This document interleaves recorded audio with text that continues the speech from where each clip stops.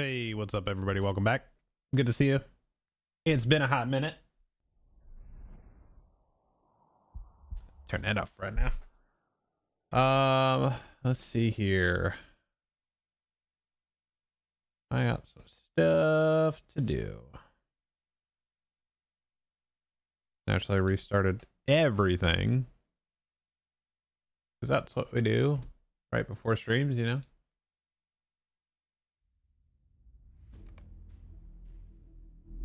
There we go. All right, so we're gonna hang out on the Angmar server today for a little while and check out for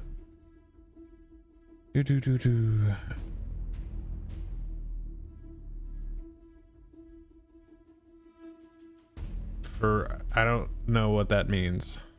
There aren't drops for this game, so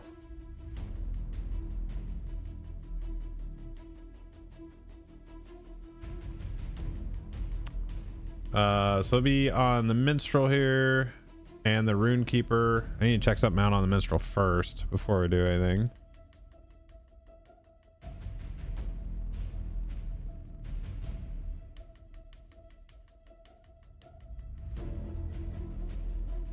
And then get on over and work on the rune keeper, try to get him up the cap.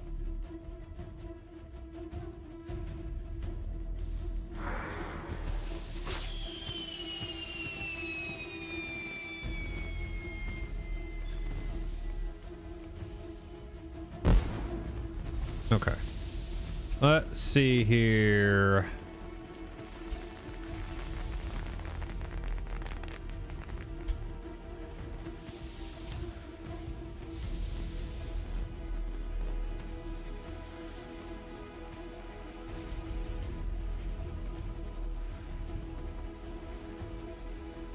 Get out away from the fireworks and stuff. What's up, Morty? How you doing? What's happening? Get over here.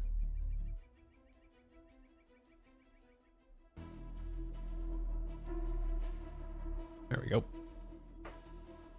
Everybody up to. Oh, you got some Dominoes? Yeah.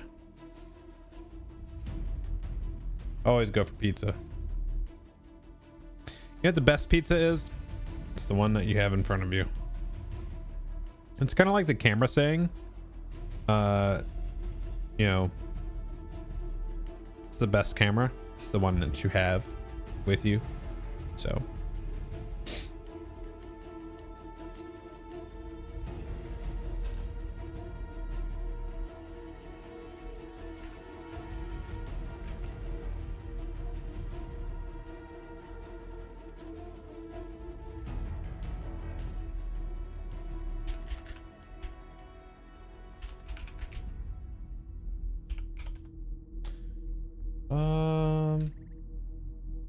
Okay.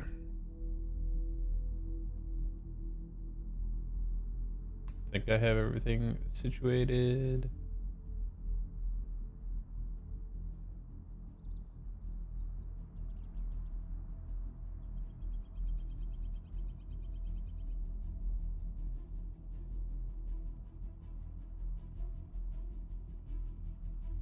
A healer for that. Mm-hmm.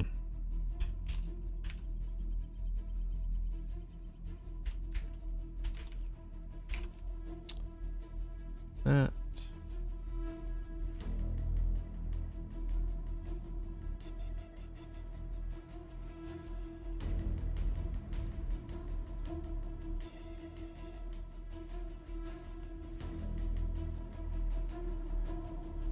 Something else I wanted to do at some point. I'm actually like checking out other creators' YouTube videos on Lotro and seeing what's up. Maybe get a little inspired by those, get into some other stuff. I don't know. Go to CD.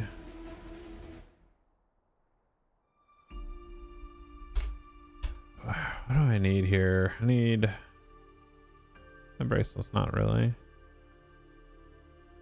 I don't know, dude. I don't know what you're even talking about right now. If you're talking about the Discord one, that's specific with Discord. That doesn't actually have anything to do with me. There aren't drops for Lotro, so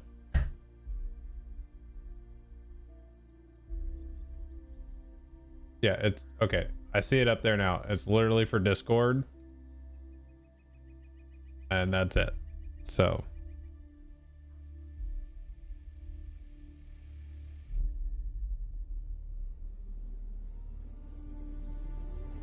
and if that's what their thing is, that's what their thing is. I don't have any control over that, man.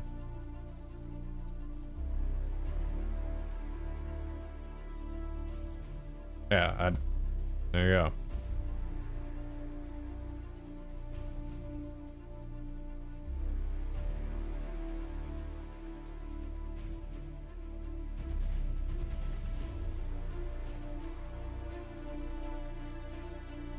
Yeah, I don't know. Maybe.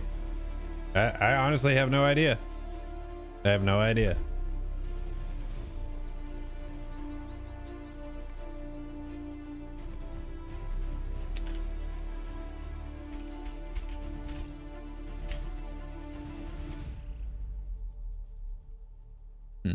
Let's see. What's that? Enhancement runes? I don't need those. Enhanced XP supply? I'll throw that to the other character for sure. For sure, dude. Yeah. Whatever.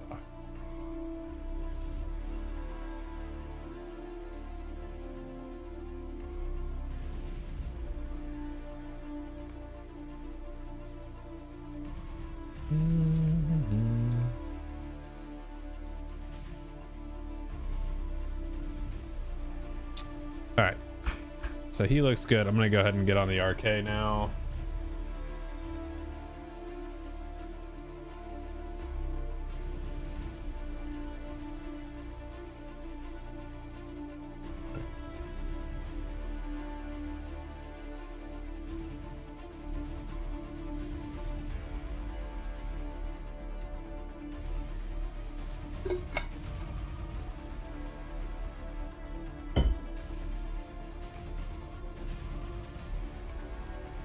All right, let's crank out some more levels on the RK.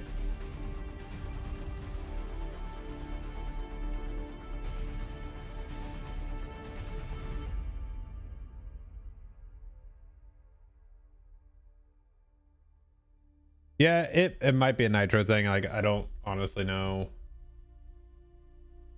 Few details. Buy one new sub, get 3 months Discord nitro. There you go. That's what it is. Problem solved.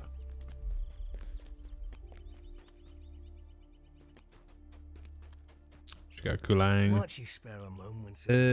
I don't know that I want to do that. Well, okay, so let's take a look, see what the situation is with zones per level. Because we're level 37. I feel like it should be in the Misties and Angmar and Orakel and stuff like that. Zones by level. Boom. All right, let's see where we want to be right now. 37. Troll Shaws. Even dim. Ooh, we could go over to a Numinos.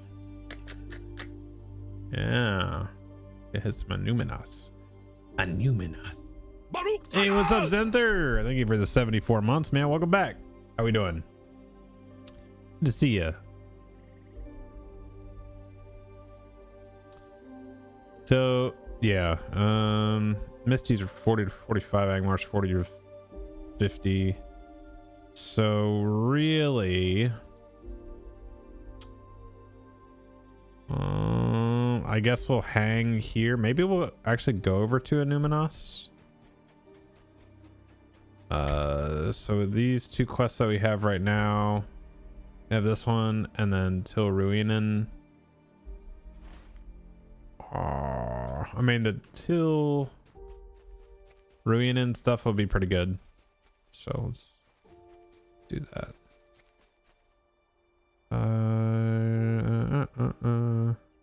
Oh, thank you, Sully.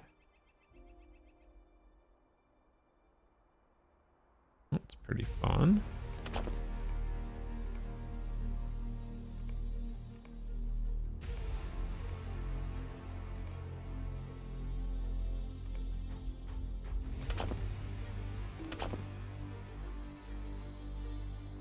What's up, Rez?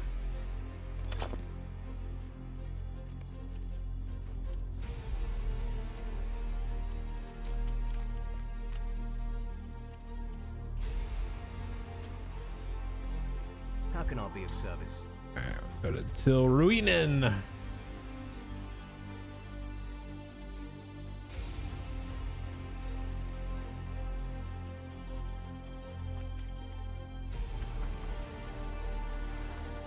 Shit.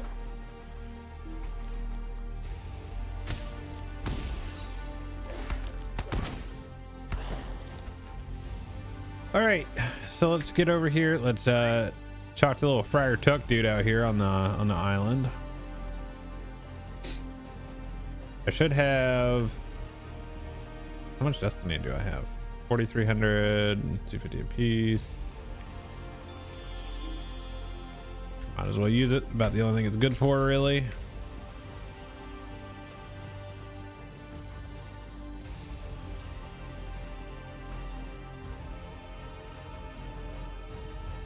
Extraordinary XP. Yeah, let's go ahead and do it.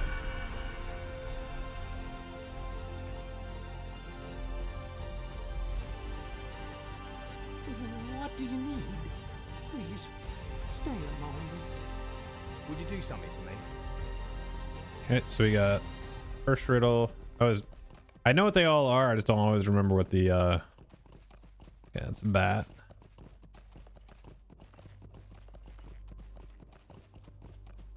It should be right there.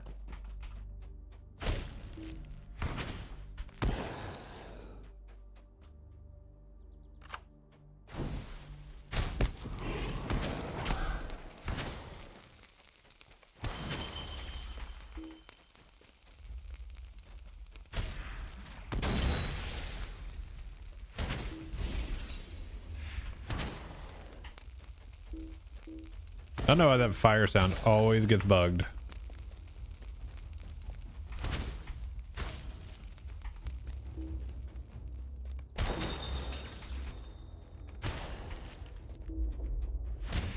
Hey, it went away.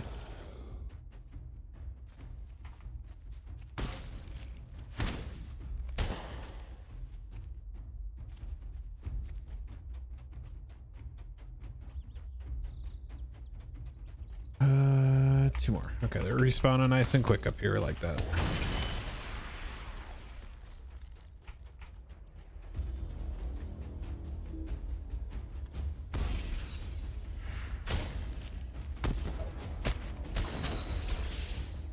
All right, let's see how much XP this gives me.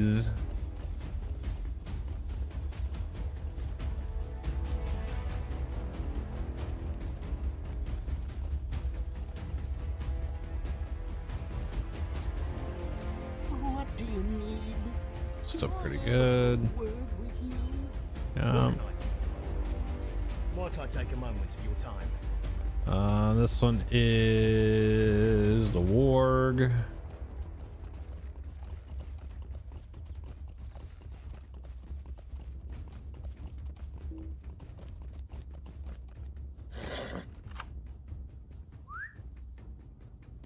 Bust open some eggs.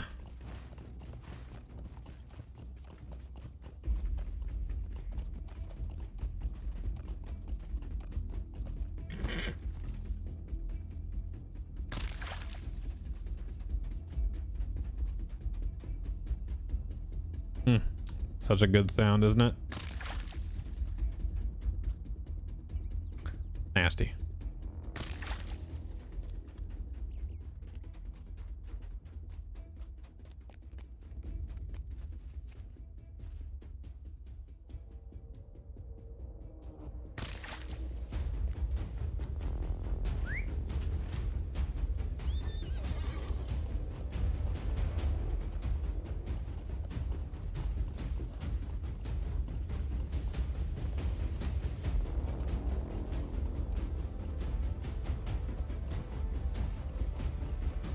So Chad, how you guys feeling about Legacy of Morgoth? How you guys feeling about it? Are you excited for it? Kind of mixed on it? Where are you at on it?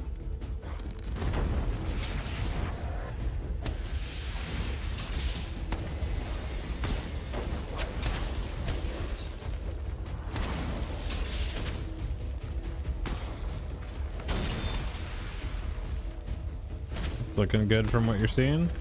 Okay.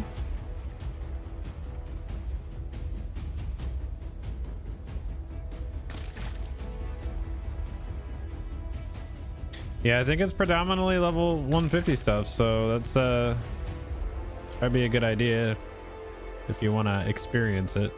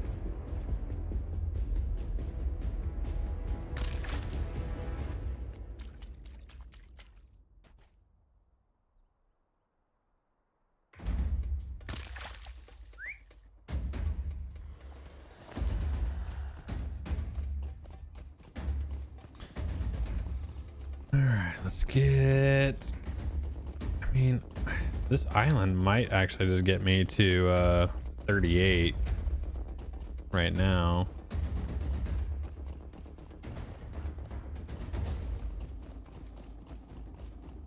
You startled me. Will you help me? How can I be of service? Yep. Can I speak with you a moment? That'll do. Ooh, those are green now though.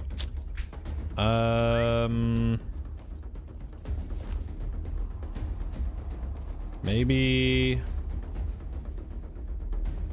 might go start Angmar stuff actually. Do I have any mythal left?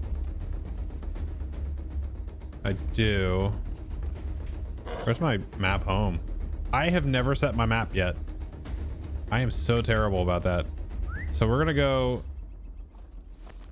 up to like the beginning part of Angmar, I guess. Oh shit, which way am I going? That way. Hey Rambo. Ching ching. Thank you, buddy. Thank you for the 5 years of being subbed. Appreciate it. Damn, 5 years. It's a long time, bud. How you been? How are things?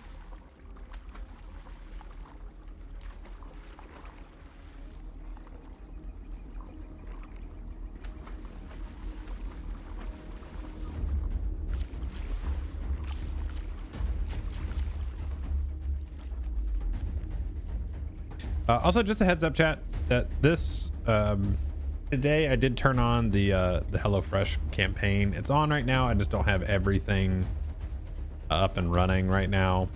So if you do see down below, there is the panel for HelloFresh. It is for new subscribers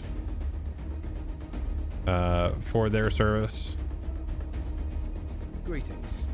So, well, I have more on that. Hey, what up, train? What's happening, buddy? 81 months. 81. Ooh, I can turn this stuff in. Where's it? Yeah, give me this. Split the difference. Got heavy. Yeah. What can I do for you? What All can I right, do? Train. When are we setting up the garage stuff? I need times. How can I I need be of dates. I service? need to know when we're going to the farm. I need to know all these Greetings. things. I'm very action oriented. I need How a can game I be plan. of service? I need a game plan.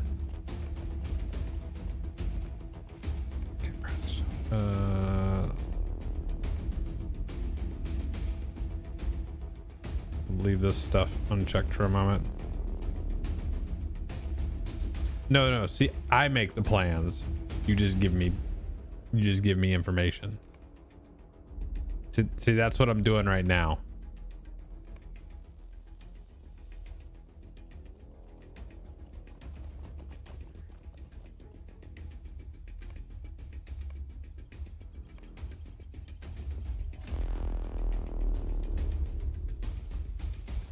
Oh no, where is it?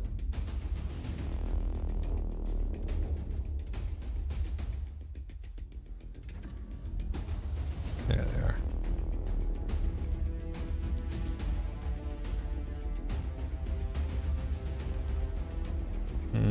This should...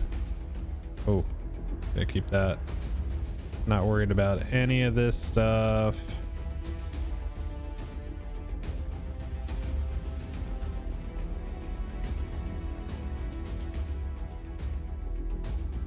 Yeah, this can all be sold. Clean up my inventory. There we go. All right, let's see what we can What can I do for you? ooh, I guess we're gonna go to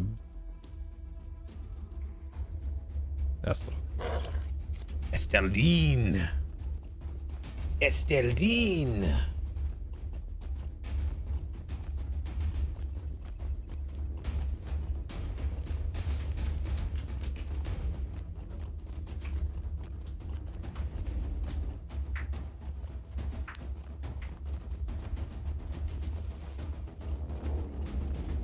All right.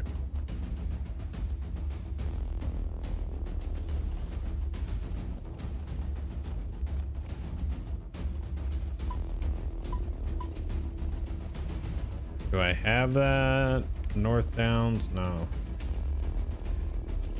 38? Doesn't seem right. What can I do for you? That doesn't seem right at all. 38. Maybe it'll actually pose a problem if I actually go up here right now. Or a little bit of a challenge. Stay a moment. Yeah, Warden's 35. Yeah, I don't need to do that. The only problem I'm gonna run into is not having the stuff to do the Ramus. The Ramus de Luan.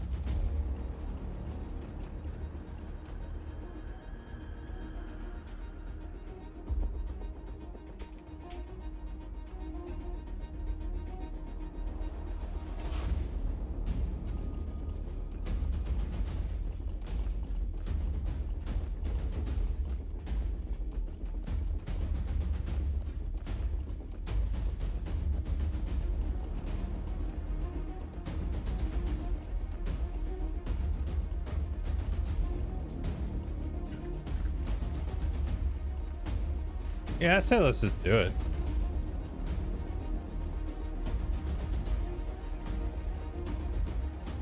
Just get on up there.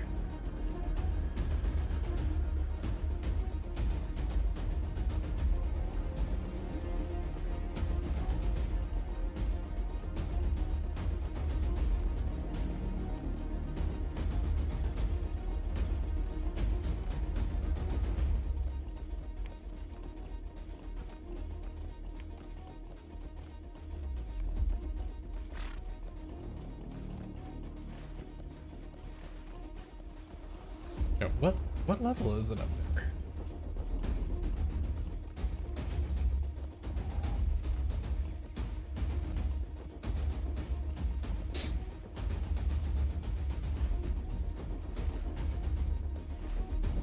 Hey, what's up, nerdy? Good to see you. Doing all right. Doing all right. It's been a little chaotic the last week. Yeah, it's had some not so good news, but things are all right.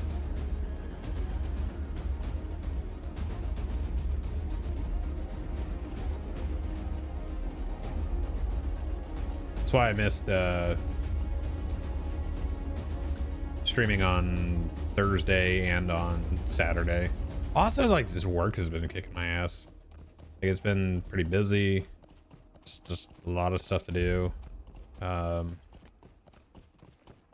so it kind of makes it, you know, you only got so much of a social battery, and then you get home, and you know, we talk about it a lot where people assume that streaming is just like, oh, it's no big deal, you just get on camera and you're just playing a game and you're not really doing anything. It's like, oh, well, to the contrary, you know. So, you know, I talk about it. I really wish I could do more of this. I know you've heard me say that for years now. It's just like,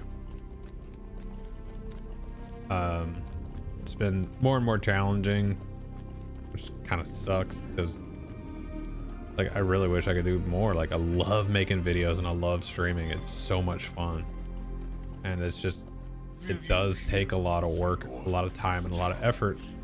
And like, when you want to produce things at a certain level, like, you guys know me, you've been around long enough.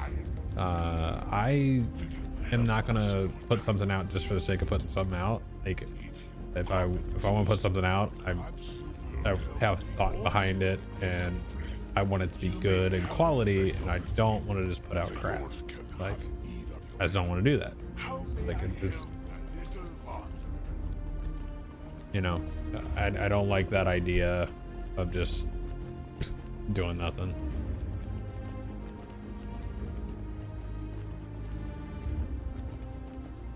Yep, it is. It's rather demanding.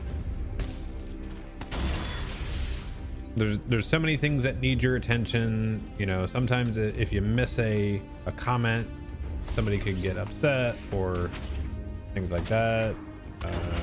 Being like, you're actually doing raiding or PvP and actually having to focus on things on top of that, it is demanding. But that's part of what makes it so fun too. You know, it's different every time, different levels of engagement. It's just fun.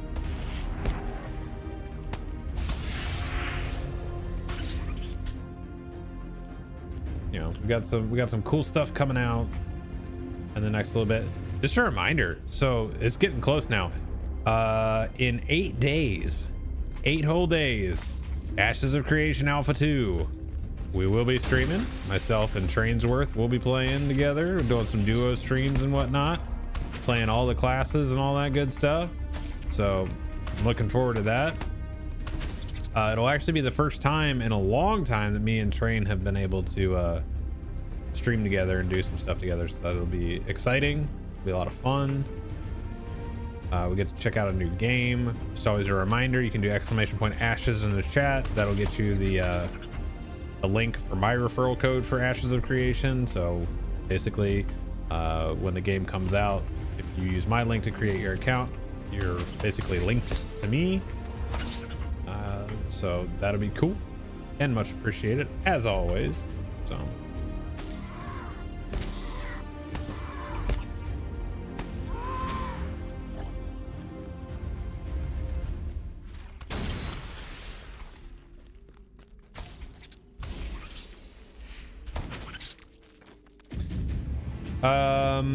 yeah, so for those of you that are listening right now, who here is in the States?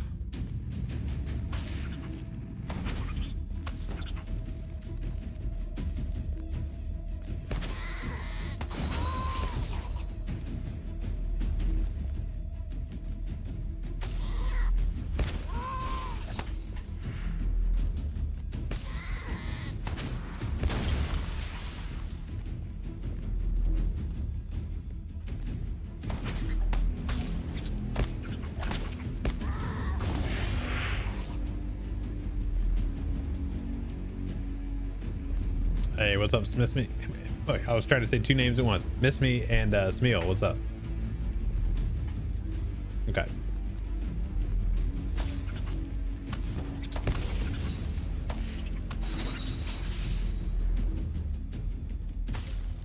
So basically the thing with our... What's up, Bugworm? With the... Hey, Apu? With the HelloFresh campaign, I actually have a really easy one to start off. So our thing is going to be, we're going to be trying to hit 3 subscriptions with it. Pretty easy, nothing crazy. I'm going to post a lot of the information in Discord. So if you guys haven't been on there recently, there is a sponsorship details tab. That is actually where I'm going to put all that information. What's up, Michael, over on YouTube? How you doing? So just keep an eye out on that. Ooh, that was a big hit.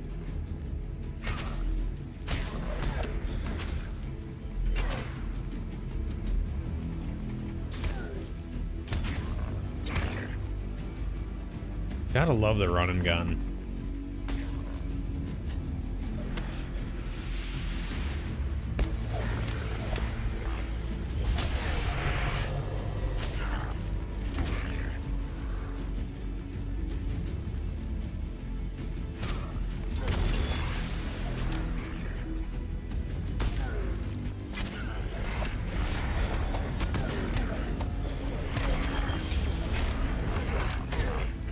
All right, who are all my arcades in chat? What's your, like, if you're playing lightning spec, what's your go-to rotation?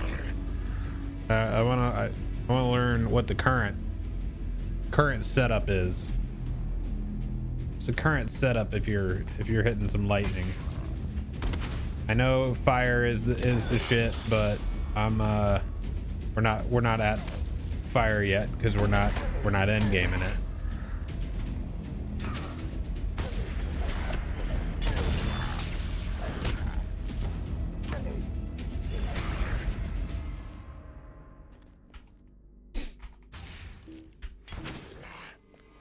Well, you're certainly more than welcome to hit up the actual panel is live right now. So like if you look at, where is it? No. Mute. So if you look down here, it is here right at the moment. So when you do use this, basically if you use this link, it'll do it. But you'll get the free meals and the free breakfast for as long as your subscription is active. So that's pretty sweet. Where does menu bar go? There it is. But again, we'll do I don't like, I want to move, so I'm just used to it with the champ, just being able to move.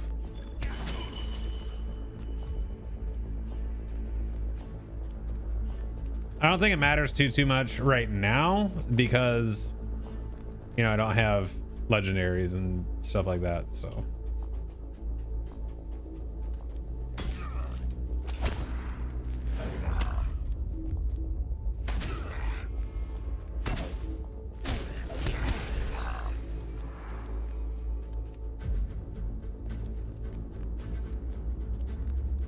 Okay, I'm good there, good there. Okay, we need scouts, gems, root vegetables, more blade beaks still. Okay.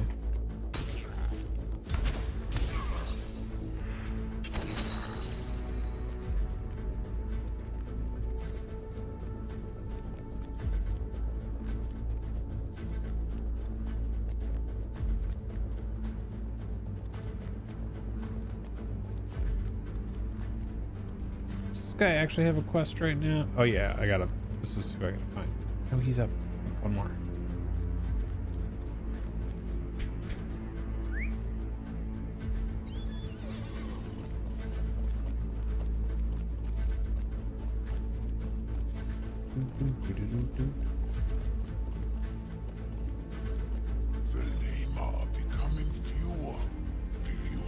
us in our time of need.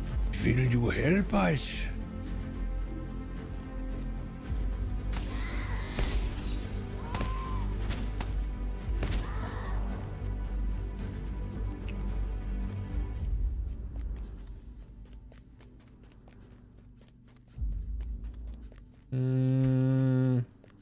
Let's just go get our Marival.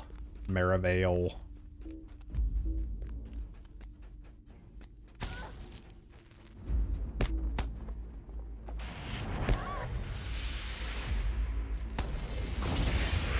now I'm no longer rooted.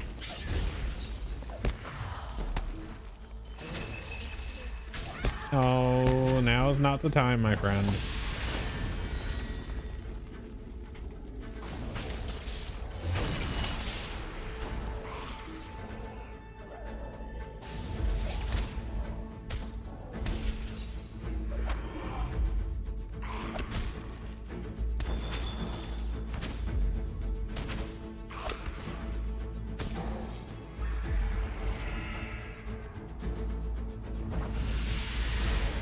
I kind of even forgot about that. I forgot about the wraiths, to be honest.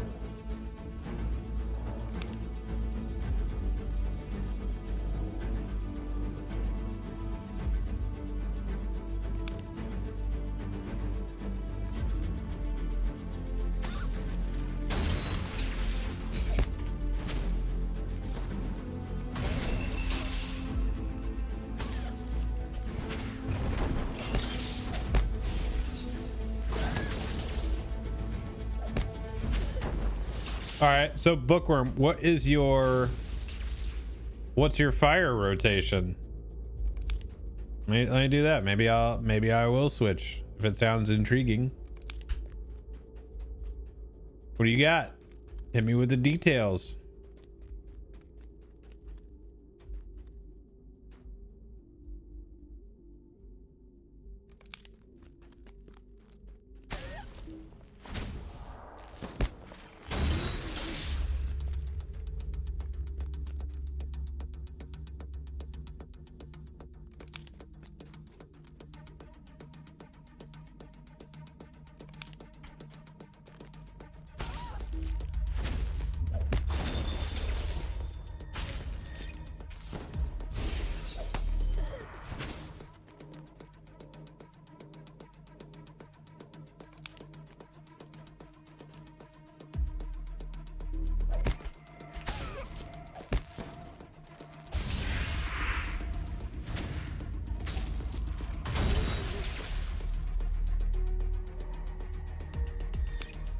Okay, and last Marival.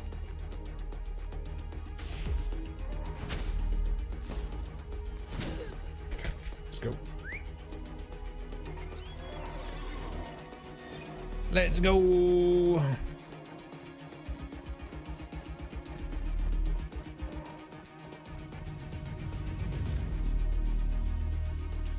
Excuse me.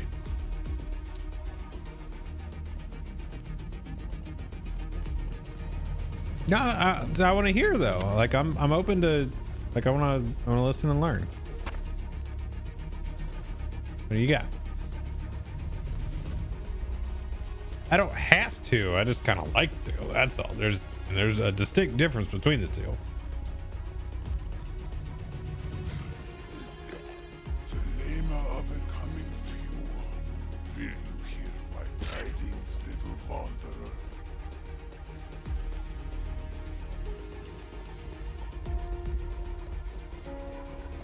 What are you doing? Throwing down about 50 stones?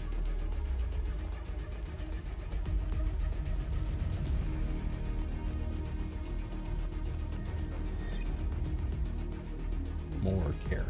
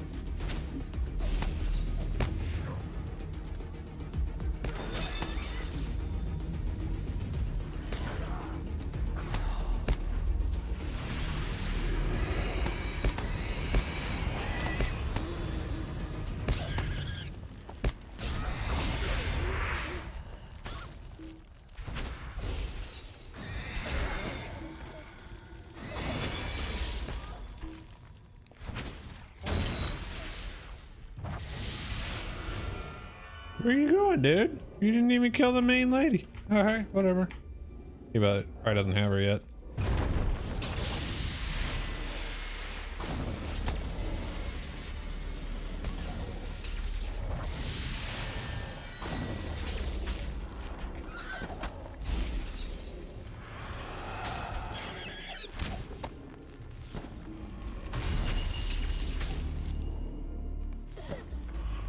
Easy.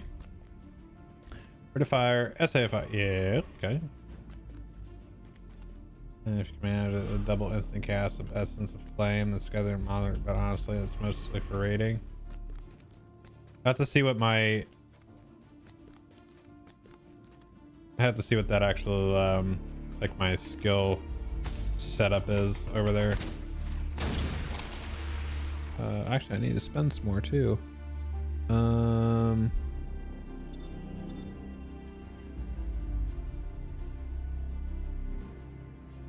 Yeah, let's start cooking on Furious Storms. Let's see what we got in fire.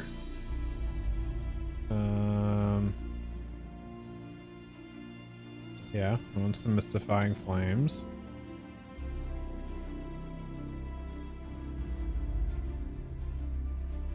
I do want...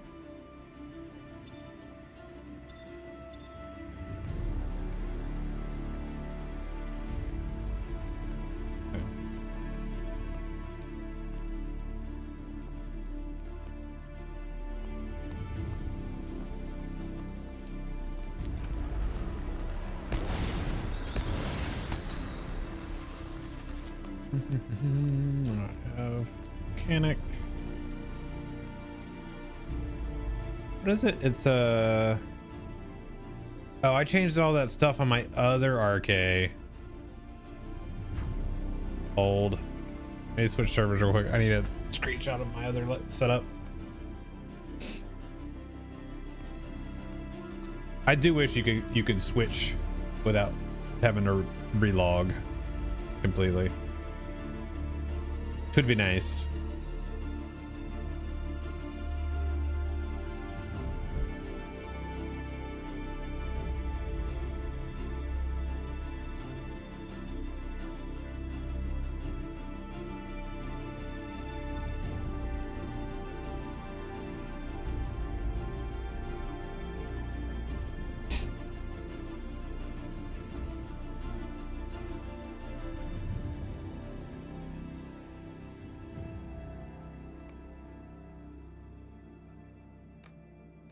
I can actually use, I guess, did they put in the level 50 boost or 150 boost yet from redoing the packages for Legacy of Morgoth?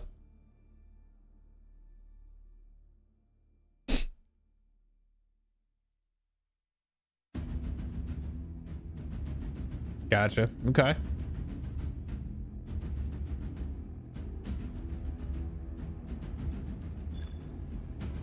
Yeah, so this is I don't need that.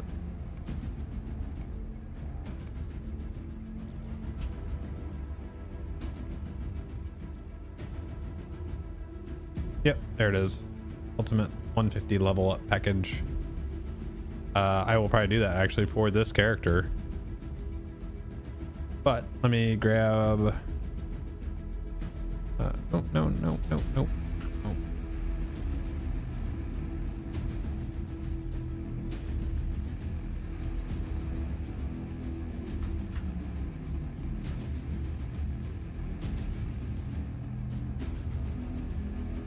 That way my champ and my RK will be 150 and I'll be happy with that.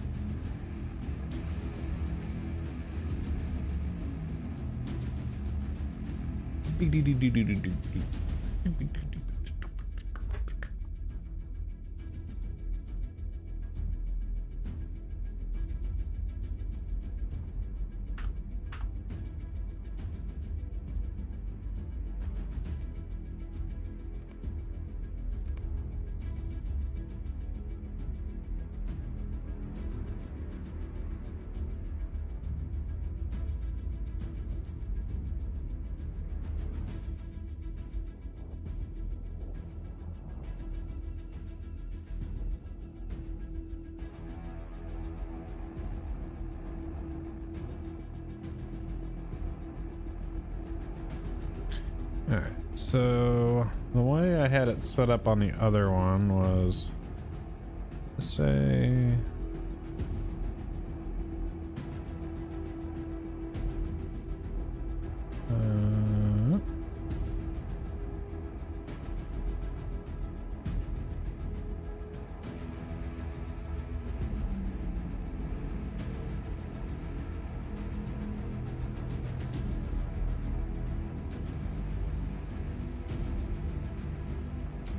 yeah, I think if you do tier 3, everything should be unlocked, maybe just at a lower item level, maybe, if you're gonna barter for it, and then your drops, like if you actually get drops, they're higher. I think that makes kind of the most sense in my mind, but I don't know, that's also me, so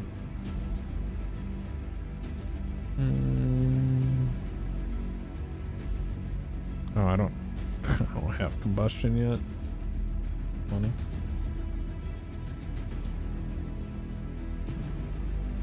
Mystify down here.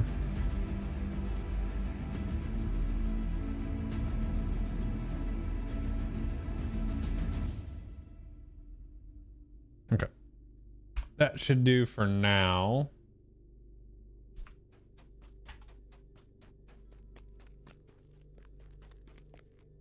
Ooh, I don't want the targeted one though.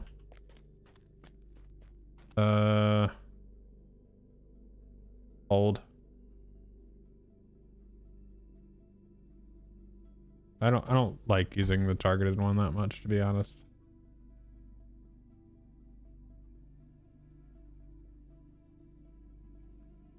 Okay.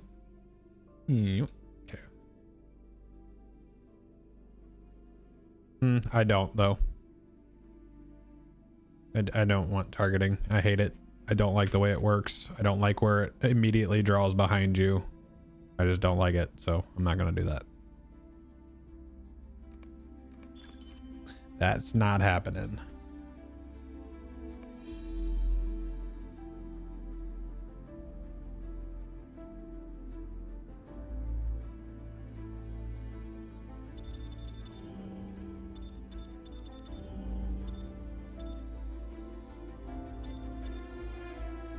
I will take the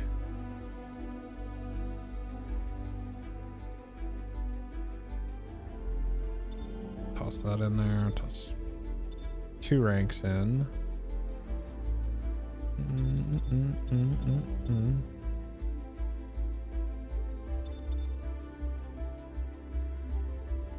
Don't care about that.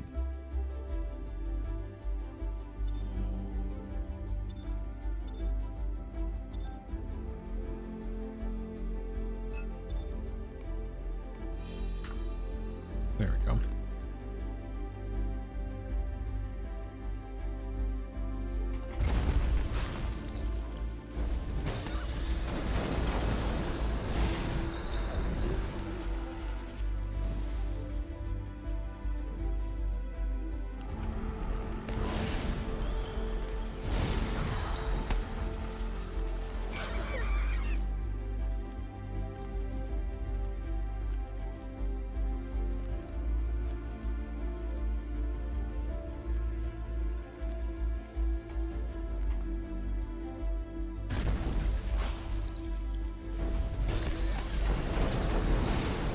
Do I still play New World at all? No.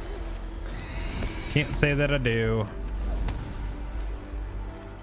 I know they just brought out New World Eternum, but that's just, no pun intended, that ship has sailed for me. There's too many other MMOs on the horizon for me that I have an interest in. It's the same game, but it's more solo oriented now. Like I've been watching and hearing people, and it seems like even more so it's more that way.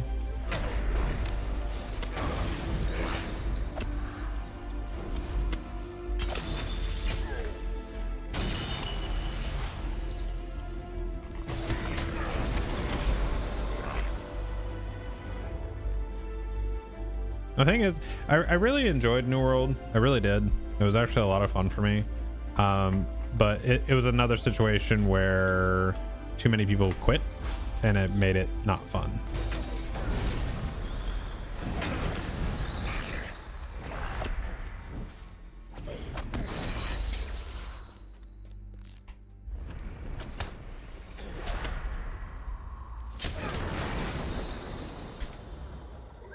Know what I mean?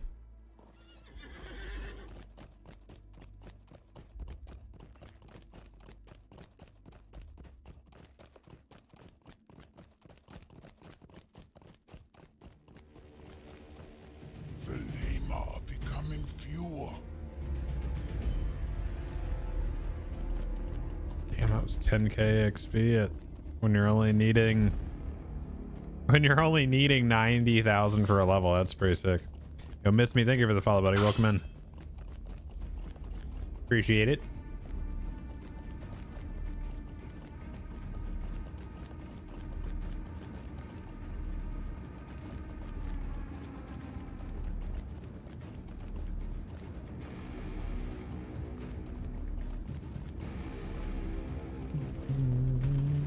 Oh, I need some more blade beaks.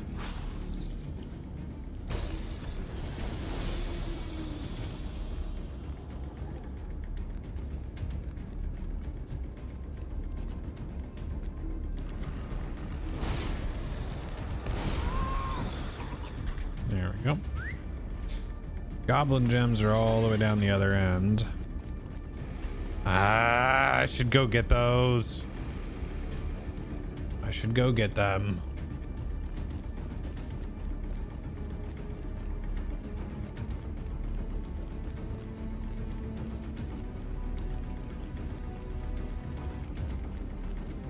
Yeah.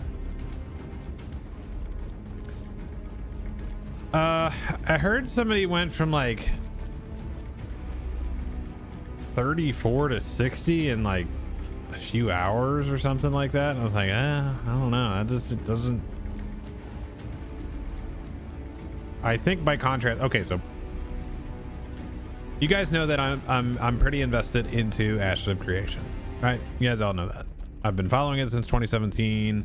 I didn't get in on the Kickstarter, but shortly after on one of the Voyager packs. So you know, I actually have like a monetary investment into the game. So I've been in Alpha 1, which you guys got to see if you caught those streams when I was playing that. I played Ashes of Apocalypse, the battle royale that they did, basically their combat sim. Like, checked out all that stuff, and I like where they're going with it. There are things that I don't like about it. There's things that I do like about it. I do like that it's an old style MMO that has your traditional like quests and PvP and all that stuff. I know people are going to be turned off at the fact that it is it's open world PvP. It's not like, I don't think there's going to be as much griefing as in other games because it's not linear in its quest progression. So while there still will be griefing, but there's also a corruption system that actually takes place in there that if you sit there and grief people, you become a target. So there's that as well. Ooh, I forgot these guys are a little extra. I can get a lot of deflects on these guys.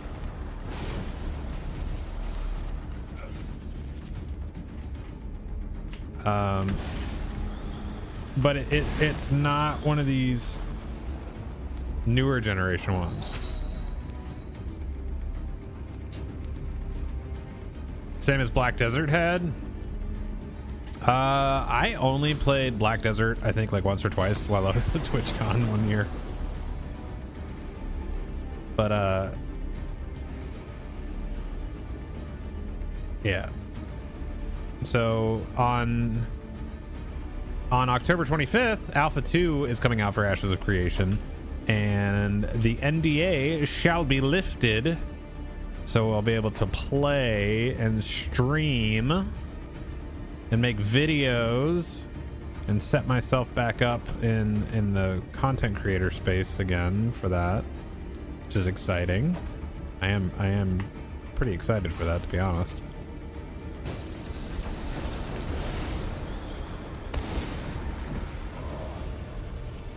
Okay.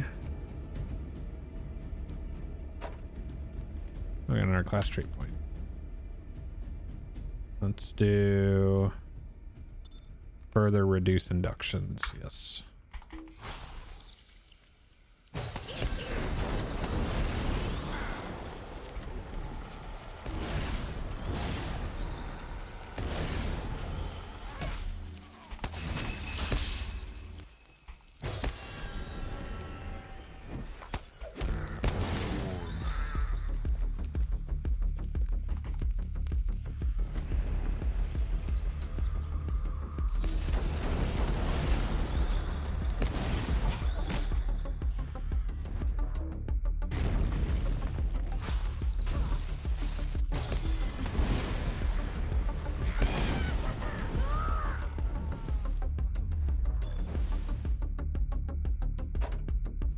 Okay, let's just mithril back while we got XP cooking. The Lema are becoming pure. Leave the Lordkin in peace. We do not know who is our friend. Ooh, Are nice. you? Greetings, little one.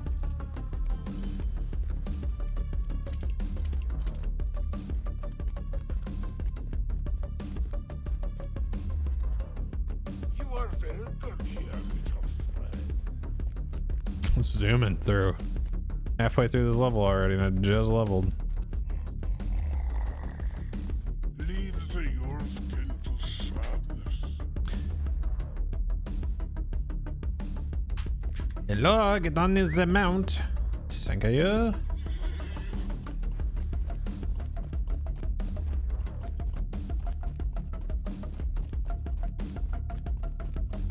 What brings you to this place? I guess I gotta wait for him.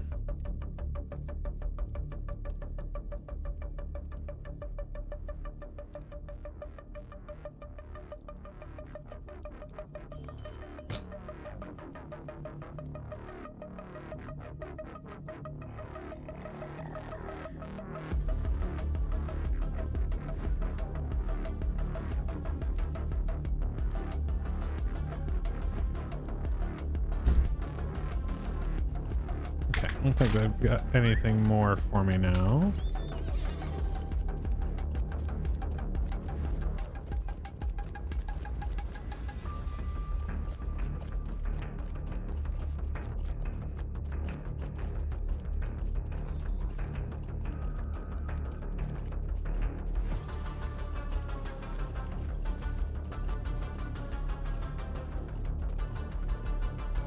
No, I'm not gonna sit here and farm these guys.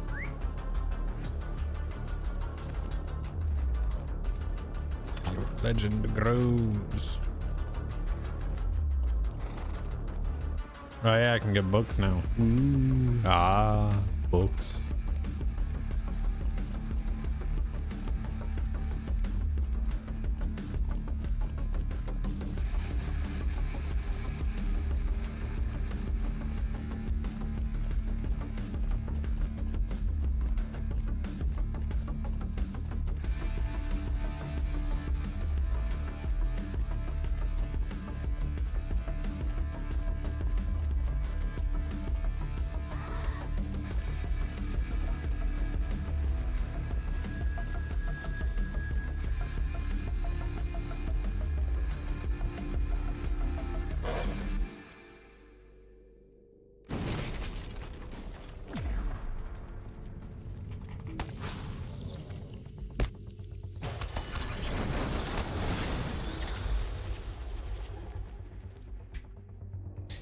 Nerdy, what is what caught your interest about Ashes?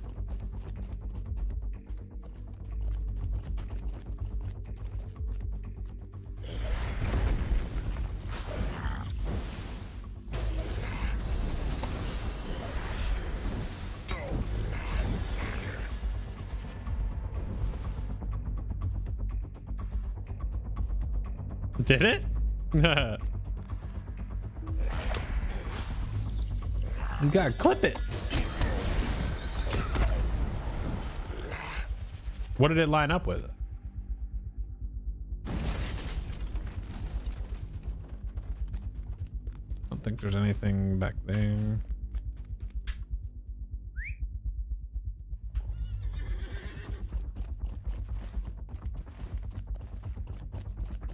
Clip it and ship it. What's up, sweepies?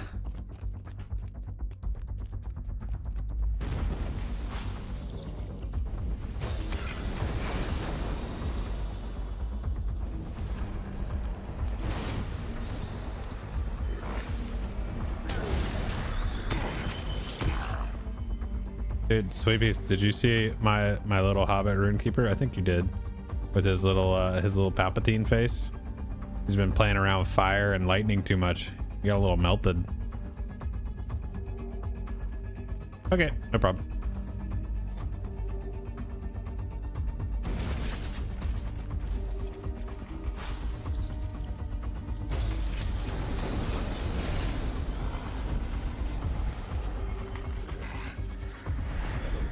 Yeah, I do.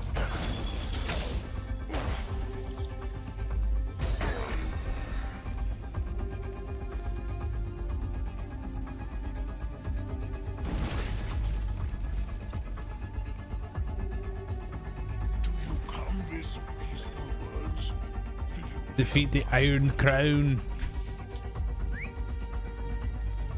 Alright, this might get a little dicey back there.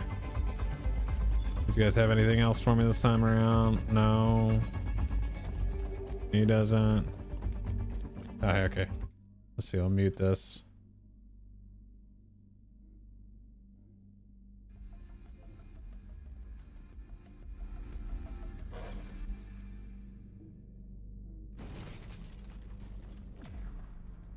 How did it line up?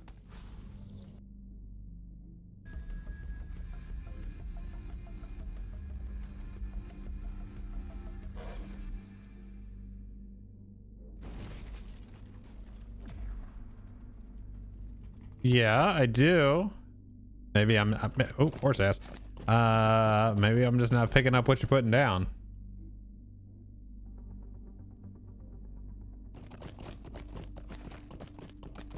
Were you talking in relation to the, like,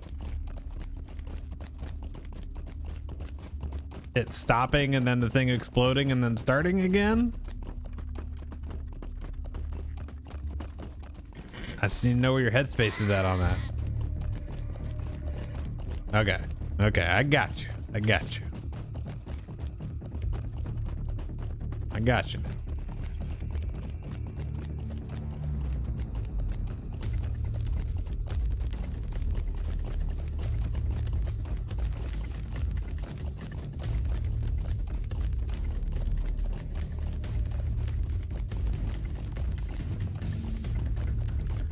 Spiders. I don't like us as spiders. Sweepies, what are you guys doing tomorrow night?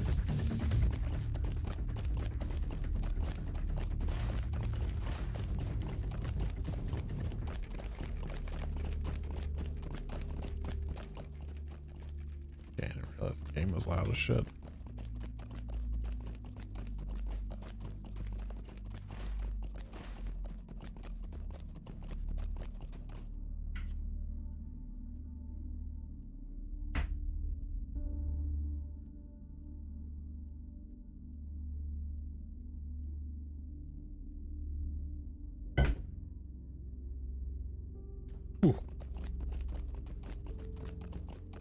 You work? What time are you working?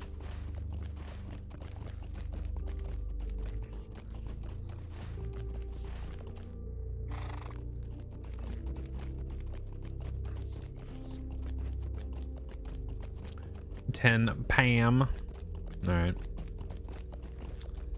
Got you. I mean, that's totally up to you, my guy. I'm just trying to see if you guys wanted to kick it or something. I've been trying to hang out with Train for like, I don't know, 2 months.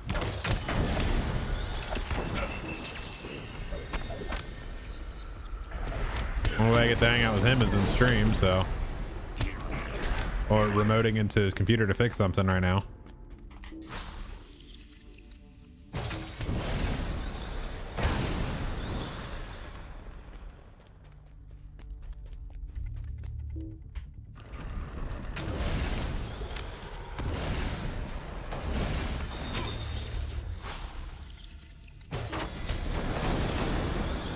Actually, Sweepies, what's your go-to like class type in an MMO? Do you like casters, ranged, melee, tanks?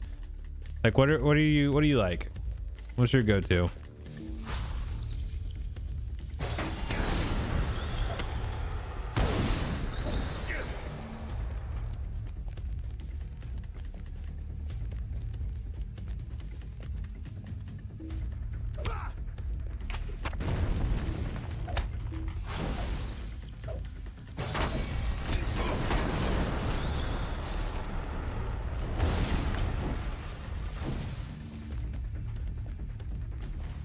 Isn't this dude up here? Yeah, he's up here.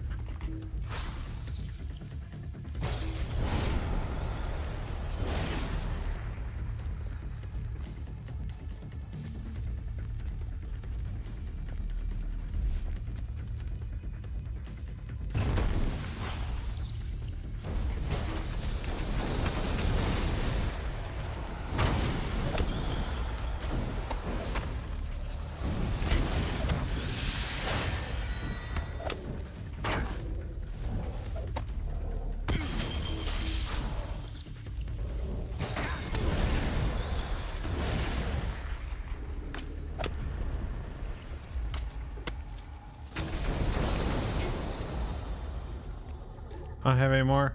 I don't have any more mithril. No. Actually, that's fine because then I can. That's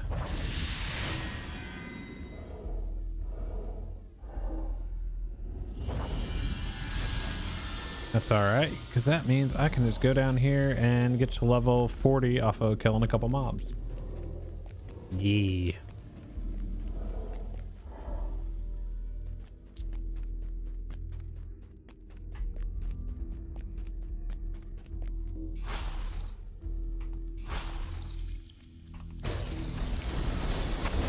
Yes. Ooh, not a mournful.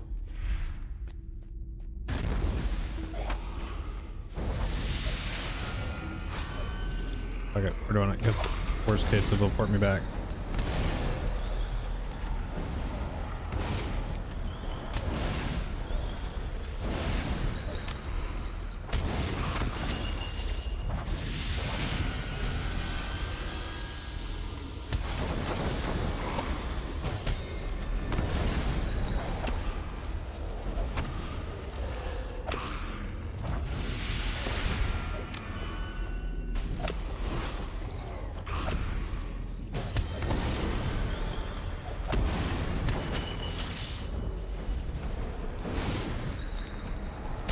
Haha, sucker!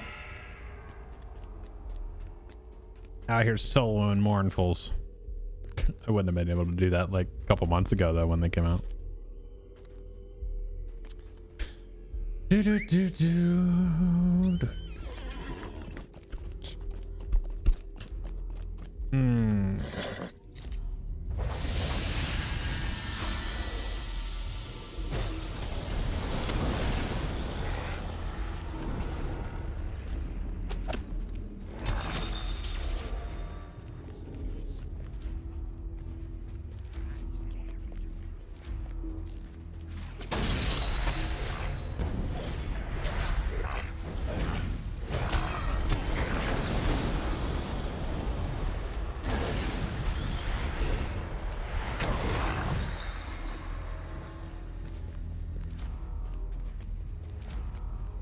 Yeah.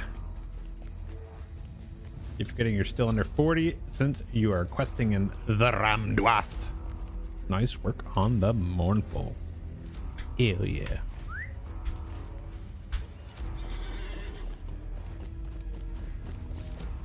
That's what's up.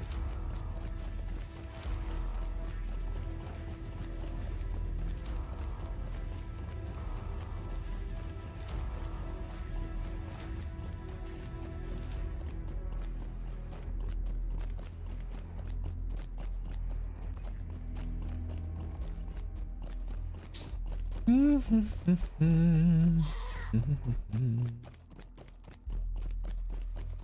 right, so you only got 10 levels left for this guy. It's not too shabby. Not too shabby at all. Level 40 should send me to Ohio anyway.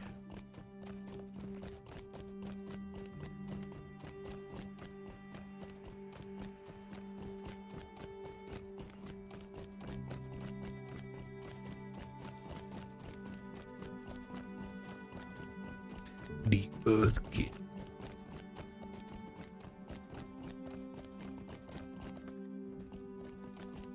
Leave the York kid in peace. In peace. What was that? Do not fall this day. Completed level 40. Ark, ark, ark. Ooh, actually, it did not give me. Did not give me the vector. No, it's right here. It is available now that we have completed that. You may help the York. Go talk to Granog, the man of the hills. Yes. Well, Bookworm, I'm not under 40 anymore. So there's that.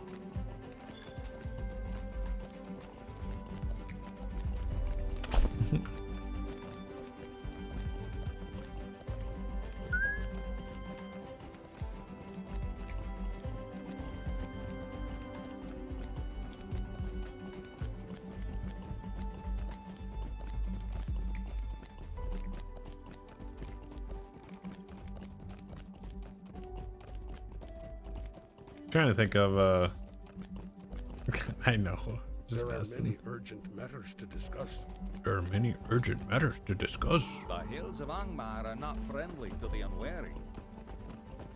To the trip Duverdine. Might I take a moment of your time? Might actually go do Halls of Night. Might you spare a moment of your time? Of your time. Any class recommendation for starting in legendary server? Quite literally whatever you want to play. If there's something that is speaking to you, Sojourning here. then I don't know, like what do you play in other MMOs? Have a Or have light you, themselves. is this like your first time playing Lotro? I need some more info. It has been long since we have known peace. I want anyone available for Halls of Night level 40 plus.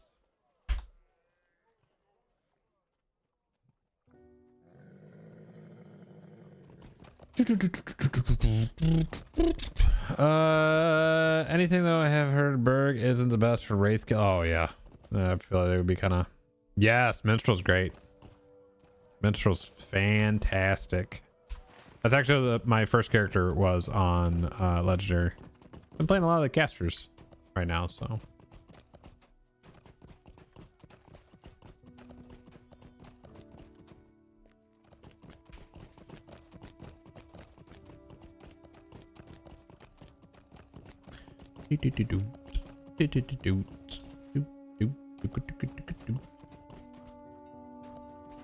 It is good fun. Yes, very much so. Can confirm.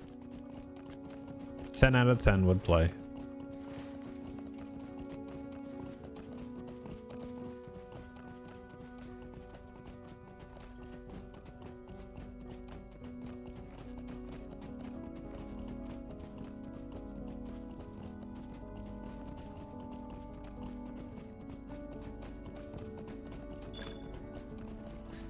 Discover what became of Durel.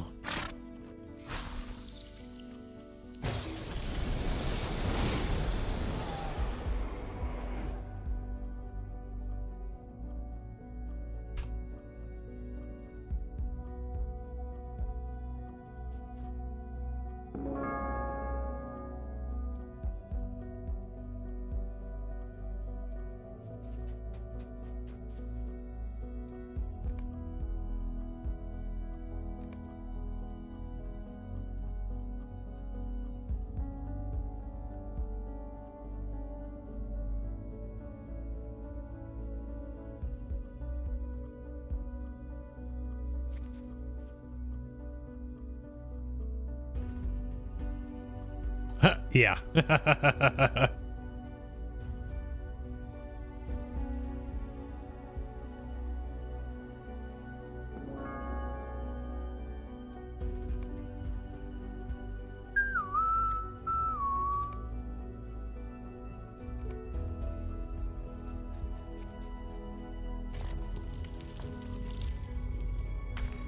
Um.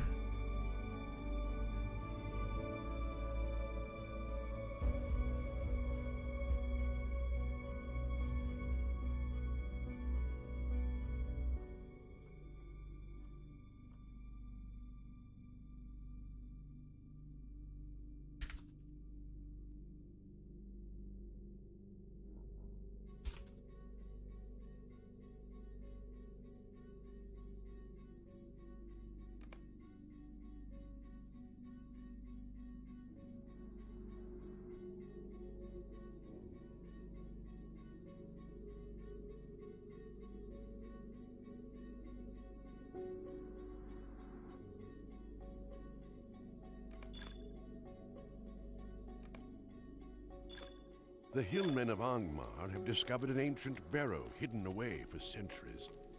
The leaders of Ohio have called for adventurers willing to brave the tomb, rumored to be filled with wealth and riches.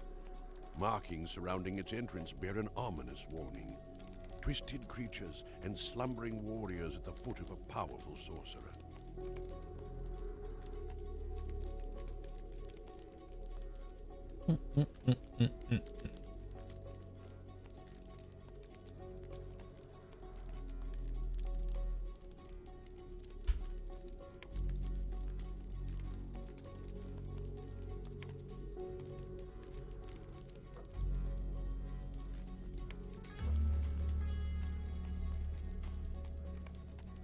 We'll just go, we'll go full Assassin's Creed right now.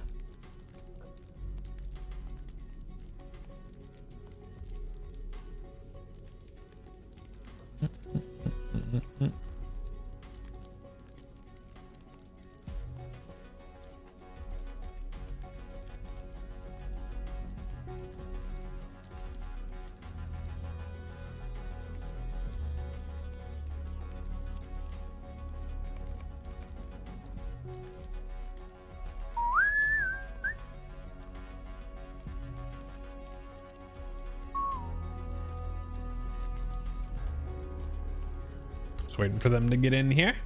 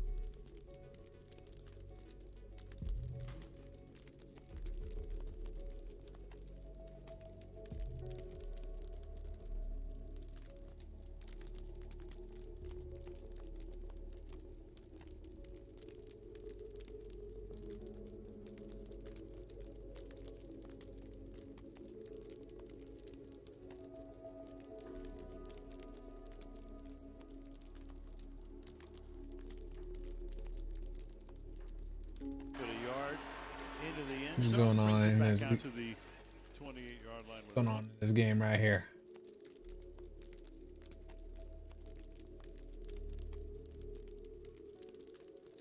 Hmm.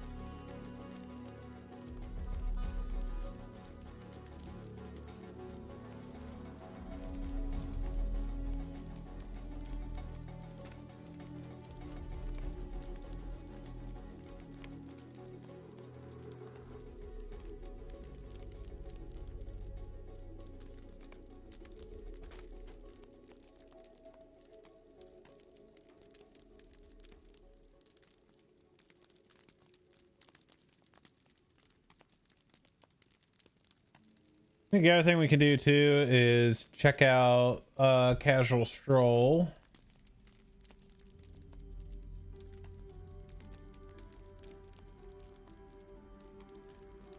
Anybody get to watch that earlier today?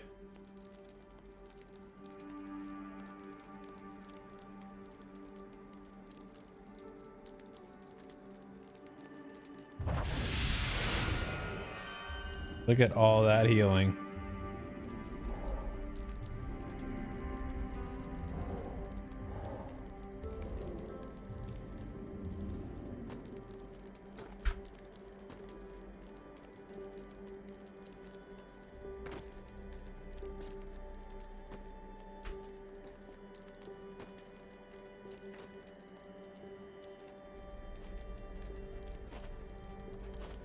Let's do it.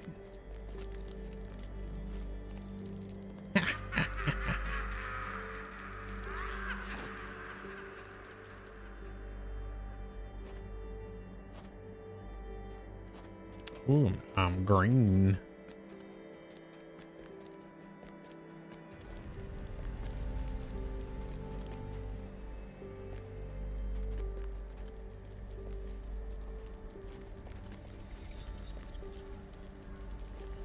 This instance was creative, but just odd.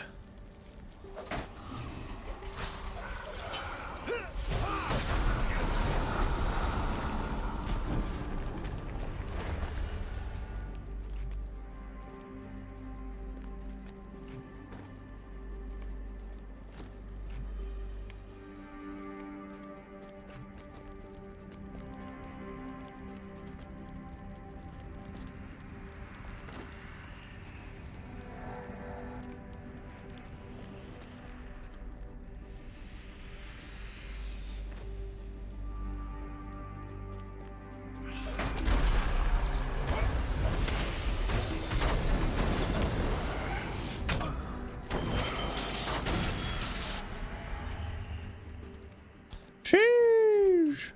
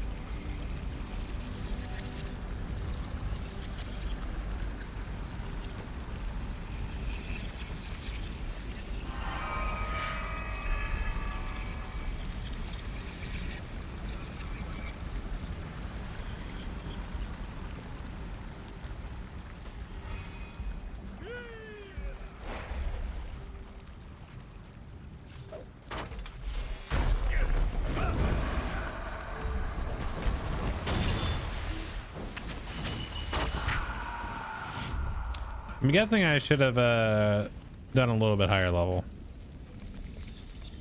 It's all right though.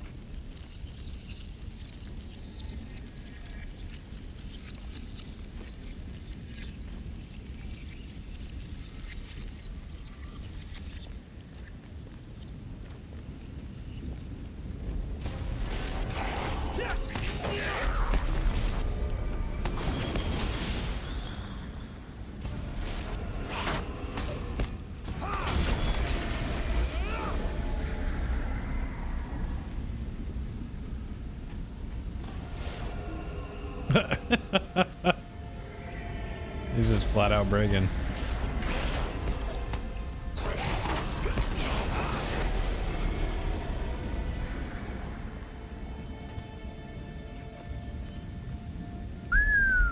That loot though.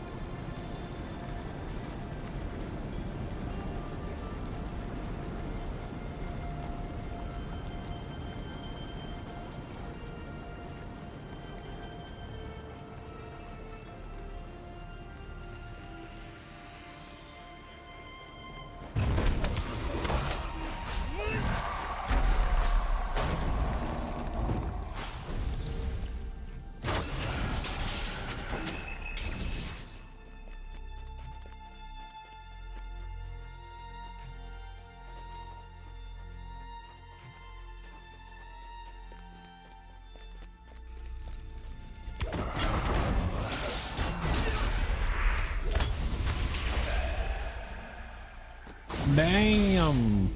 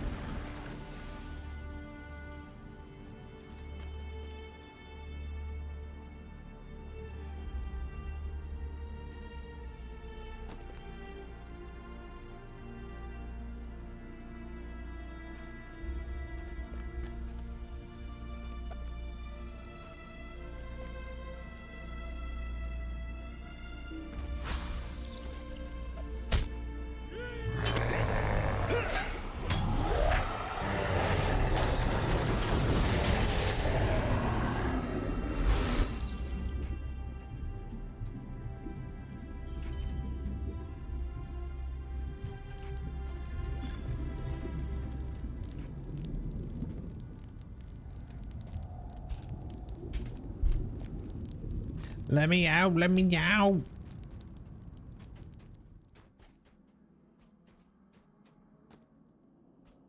God, this scaling loot is so terrible.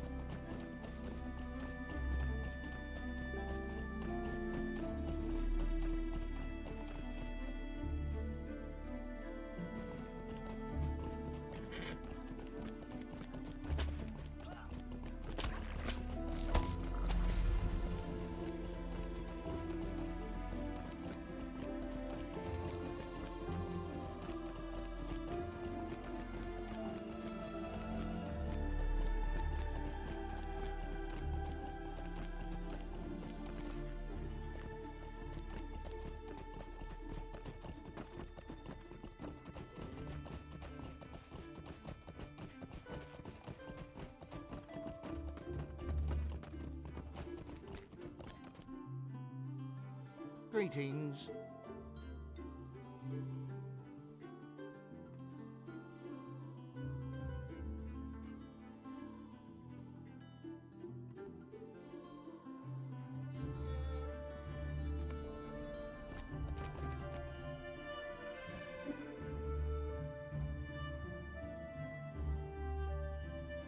All right, let's do this. I'm gonna pull up casual stroll. Get away from this dude.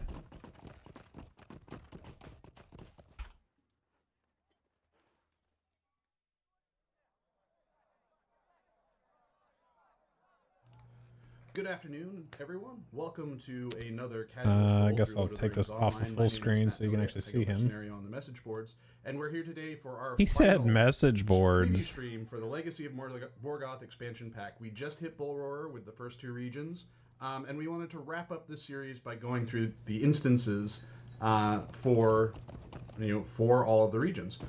So with that in mind, we get started. A reminder, this is a primarily world design focused stream, so we're going to be taking the look and feel, but we do have a special guest today. Our guest, Ong McMahal, one of our systems designers, is joining us to talk a little bit about what goes into making instances, skills, rewards, and whatnot.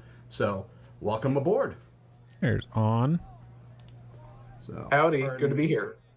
Any quick overlaps? All right. So, we are ready to get going. So we've got this kind of nice view starting out here. So this expansion pack comes with 3 instances out of the box. We've got a 3-person instance in Amberol. We have a 6-person instance in Kudzagin and another 6-person happening in Imular. And eventually we'll have the raid space being released post-launch, which will be taking place in Uresh-Dar. So we wanted to just jump in. Like I said, normally this is a world design focused stream, but with Onmak Mahal here, we figured we would open the floor to talking about kind of broader topics of, what our goals are for creating instances, if there are any just high level thematic goals that come with developing mechanics, as well as any themes associated with how we reward the players for completing the instances. So with that in mind, and we do, just so people are aware, instances are not the only interiors that are going to be a part of this expansion pack. There are a handful of other, story-based instances, as well as just dungeon interiors associated with the landscape that you'll be able to go into and explore.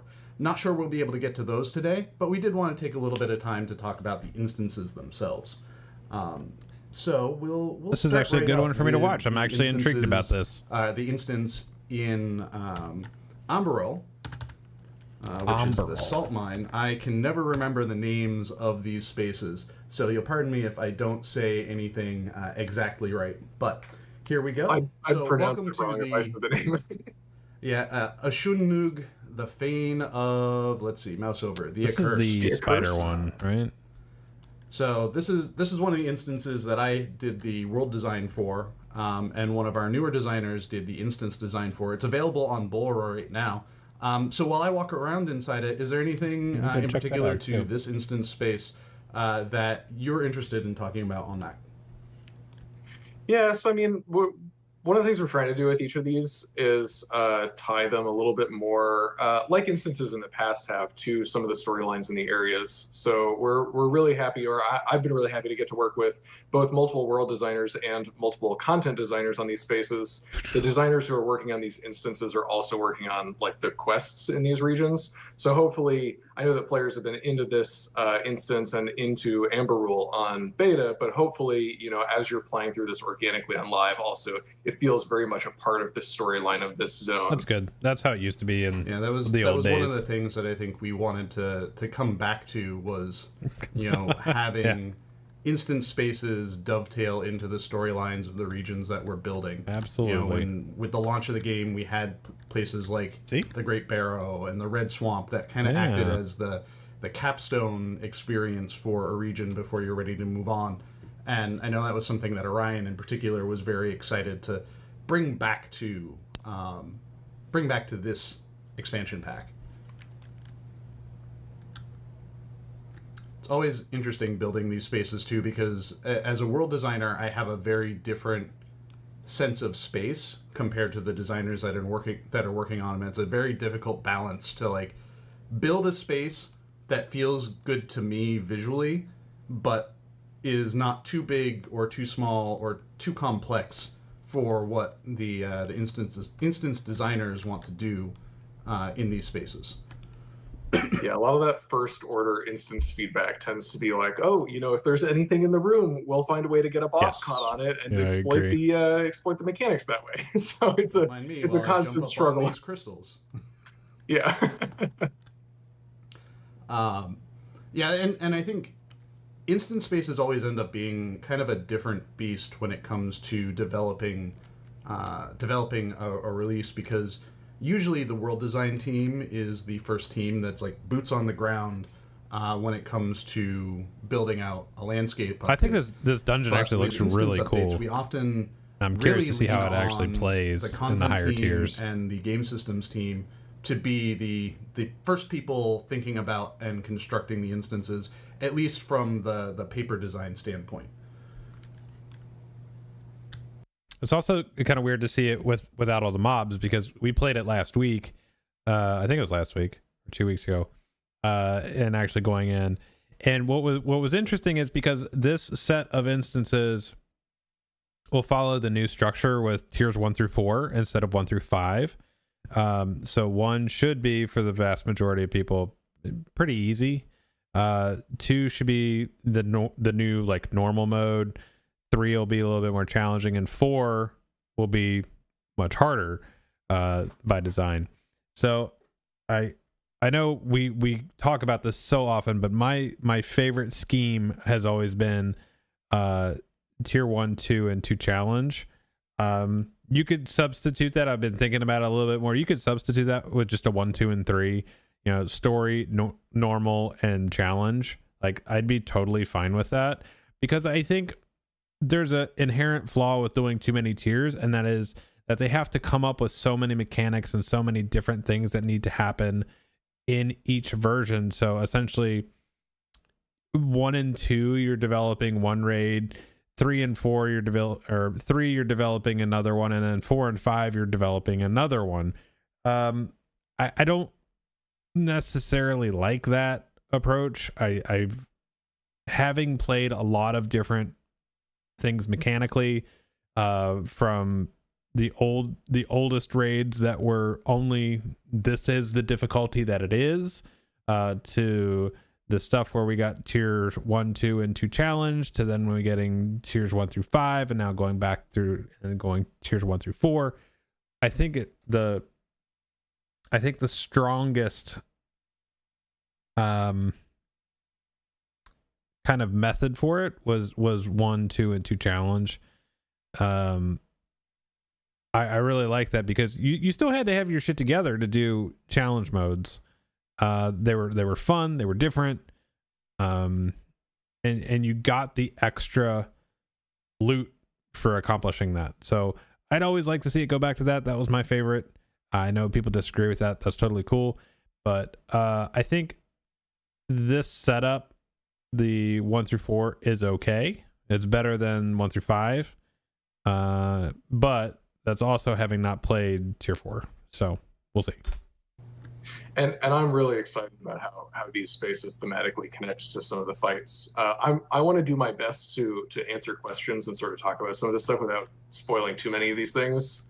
But partly that's just because for me, it's been really cool to see these spaces come to life. I mean, for me, being like completely on the other side of the fence compared to Scenario, it's a lot of fun to have, this paper concept of, a list of skills and things that are related to this space, and then to actually get into it and see, spooky hallways and this big, scorpion altar and stuff. It's very exciting for me to see it.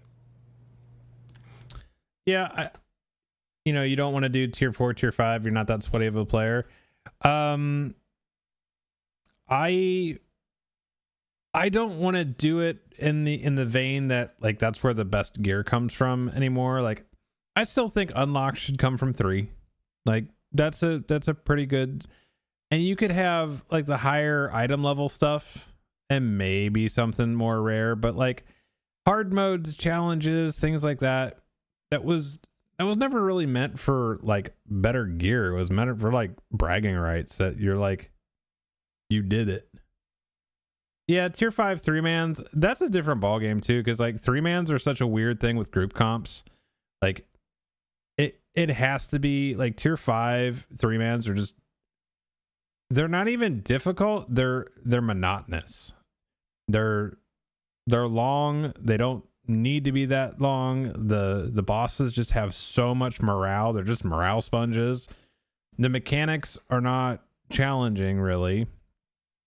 Some of them are just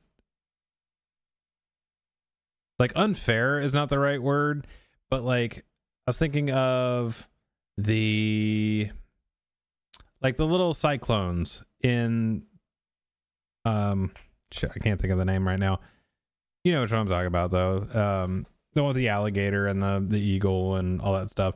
But like the little cyclones that are flying around, and if you don't get them all interrupted, like people are getting 2-shot and stuff like that, even with mitts and things like that. But I don't know.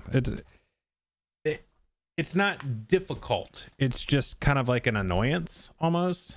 I guess that's more where it's at. It's just kind of an annoyance. Like I want more mechanical things that I have to do certain things and I have to play smart. It's not a matter of just smashing buttons as fast as I can, or in the like this great uninterrupted sequence of stuff. Like I like creativity. I like things to be challenging in different ways. It's okay, like in a raid setup, to have like your DPS or your MIT check boss, like the first boss in Throne, but then you know, having to do other things, I think makes it more fun. At least for me it does.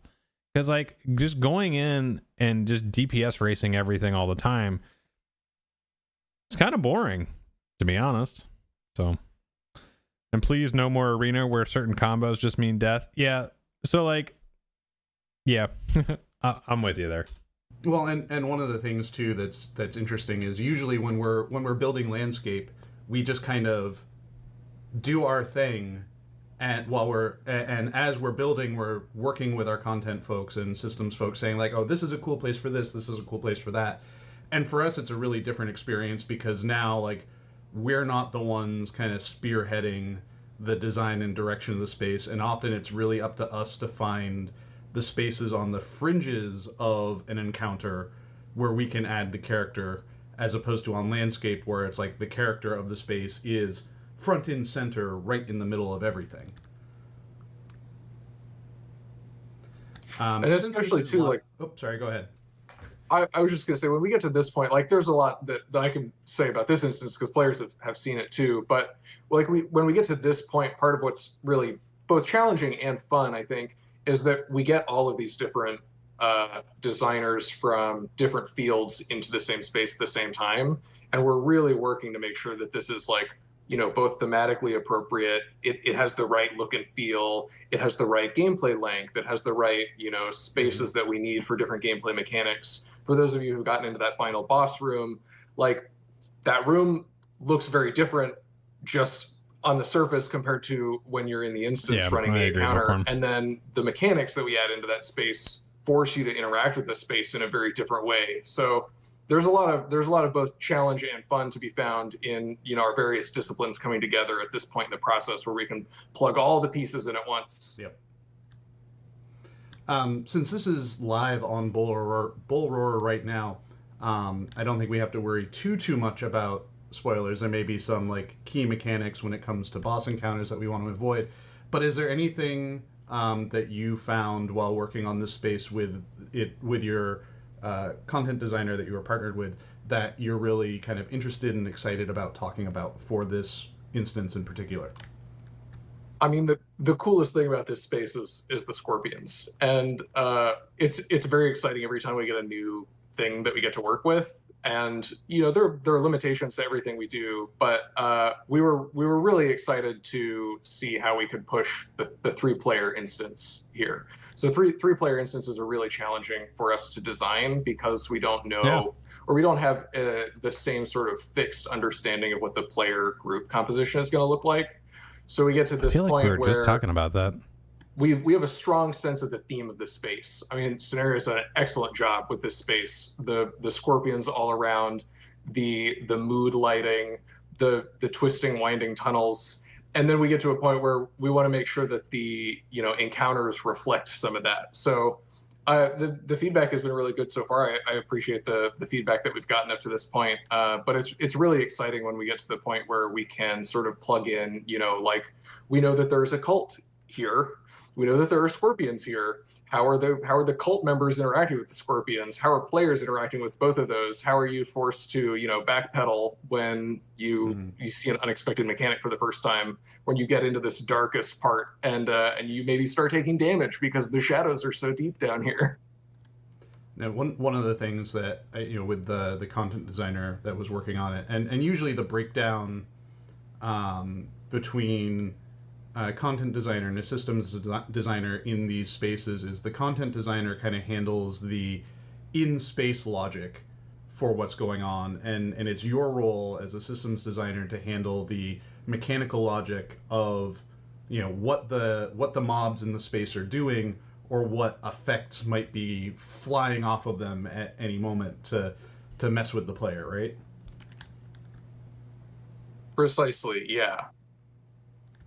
And for me, like I'm just happy to be along for the ride, because often in spaces like this, while the look and feel is certainly important for selling the character of a space, what the space is often matters a bit less in comparison to what is happening in the space. So we try, like I said, we try to add in that theming on the sides.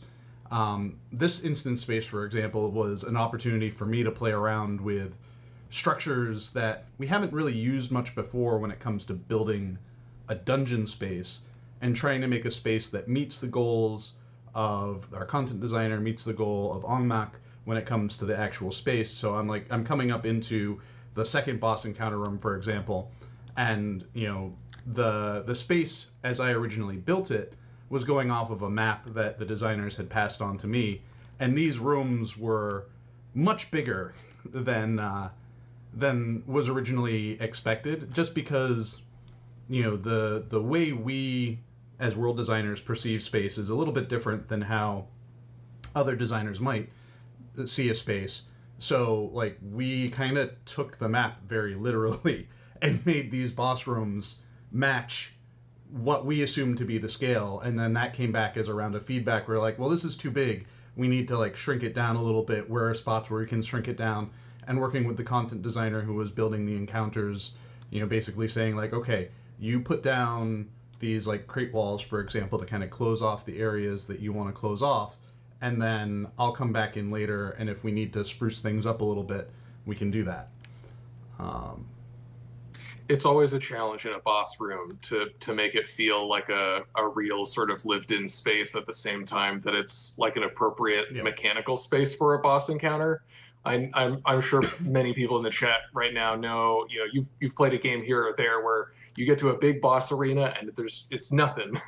Because for us, mechanically, we want a boss arena to be like a flat surface with nothing going on, but we're also trying to tell this whole story with it too, right? Like you've got mobs in here that are milling about, that are theoretically here doing things that are entirely outside of your story as the hero character. So yeah, that is certainly something that makes me as a world designer and artist a little sad, is when I'm told to make a 40 by 40 arena, but make it completely flat so that our pathing and effects don't do weird things.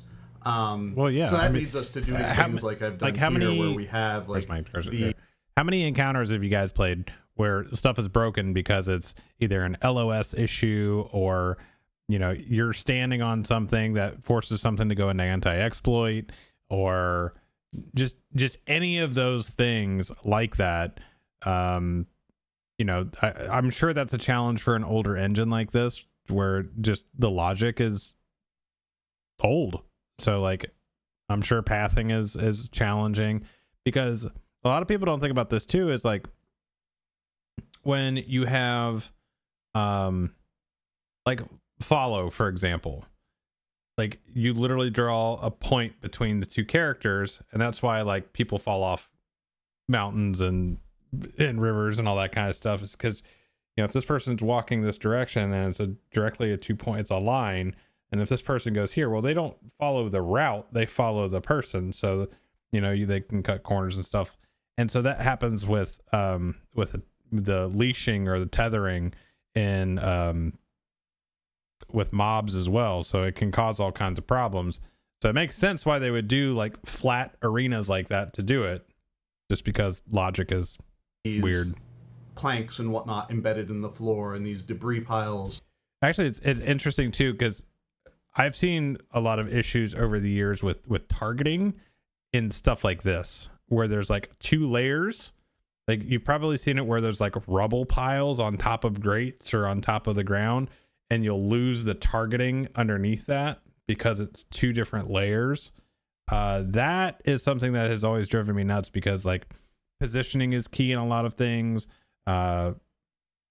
Positioning and placement, 2 different things. So like puddles being hidden underneath things. So like that drives me nuts from a visual standpoint, because it's like you need to know where to stand, and if something gets tucked underneath like one of these things and you can't see it, well, and then you're dying, you're like, well, I don't know, I'm not standing any. Well, yeah, you are. So other areas that we'll look at later, you leverage particle effects pretty heavily to just add visual noise to a space to make it look and feel cozier, more lived in, more busy than it physically actually is in order to support the gameplay. So I think we've taken a look at the salt mine pretty well. Before we bop off to the next one, I do want to take a look and see if there are any questions that we can answer here in chat. So we'll see. So Old Benny asks, any theme with these instances similar to what Orion was saying that we all wanted to do, to feel like we were fighting other players, like within the depths of Magda Cordo? I don't think that was the intention, particularly with this space. I don't think any of the encounters were really meant to feel like you were fighting, another burglar or another guardian or anything like that. But it did seem like an interesting approach and kind of a switch up from what players are used to. Yeah, we definitely weren't trying to do like another sort of mirrored fight, but we are making an effort also to make these fights feel both related to one another and different from one another. Like, you want to feel a sense of continuity as you move through the space. When you're fighting cultists at the beginning, you start getting introduced to mechanics that you see that the boss cultists have, but you also start to see the scorpions that you see more and more as you go deeper into the space. So it's a challenge to make it. You don't want to feel like as a player that you're doing one boss fight and then that boss fight version 2 and then that boss fight version 3 as you move through. Like, you want to feel like they're different, but also we're in this one continuous story. Yep. So I just bopped over to the Tombs of Nirgambar, and we'll run through that again. We'll run through that shortly. I just want to go through a couple more questions. Softsnake GR says, his all-time question.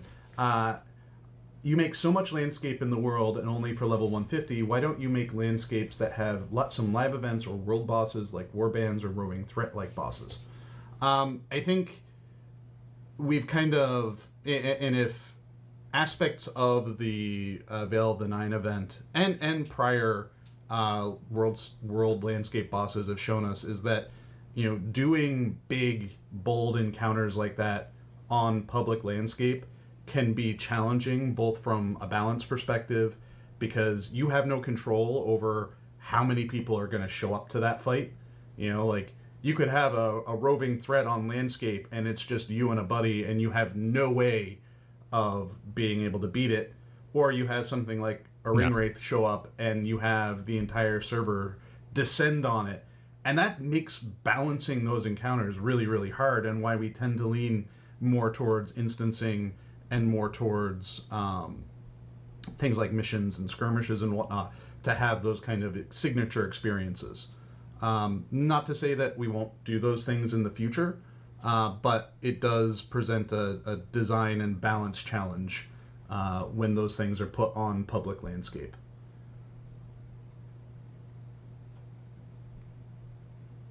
All right, we have someone saying, it kind of reminds me of ancient Egypt. Certainly some themes kind of similar to those regions can be found throughout everything we're doing in this area. We have a question from Drew, or a comment from Druid's Fire saying, we need those crawling scorpions as lower house left. deco. Upper Imagine right the spooky is on. The spooky themed houses with that. Decals are actually something that are kind of hard to Scenario is do the one as talking deco right now. items, because they kind of project and bake themselves onto the surface that they're on. So there may be a static version of that we could produce sometime, but sadly it is not going to be available for the launch of things. Druid's Fire also asks, was the content designer for the instance the same as the one who did the heavy lifting for the zone as a whole? No, it was actually two separate people. Usually when we come to a space like this and start working on our landscape plan and our instance plan, people can kind of decide what they want to work on. And the person who was doing the lion's share of the content work for Amberol opted to just do the content work for Amberol, and one of our other designers who is very interested in instances decided to take up the instance for the region.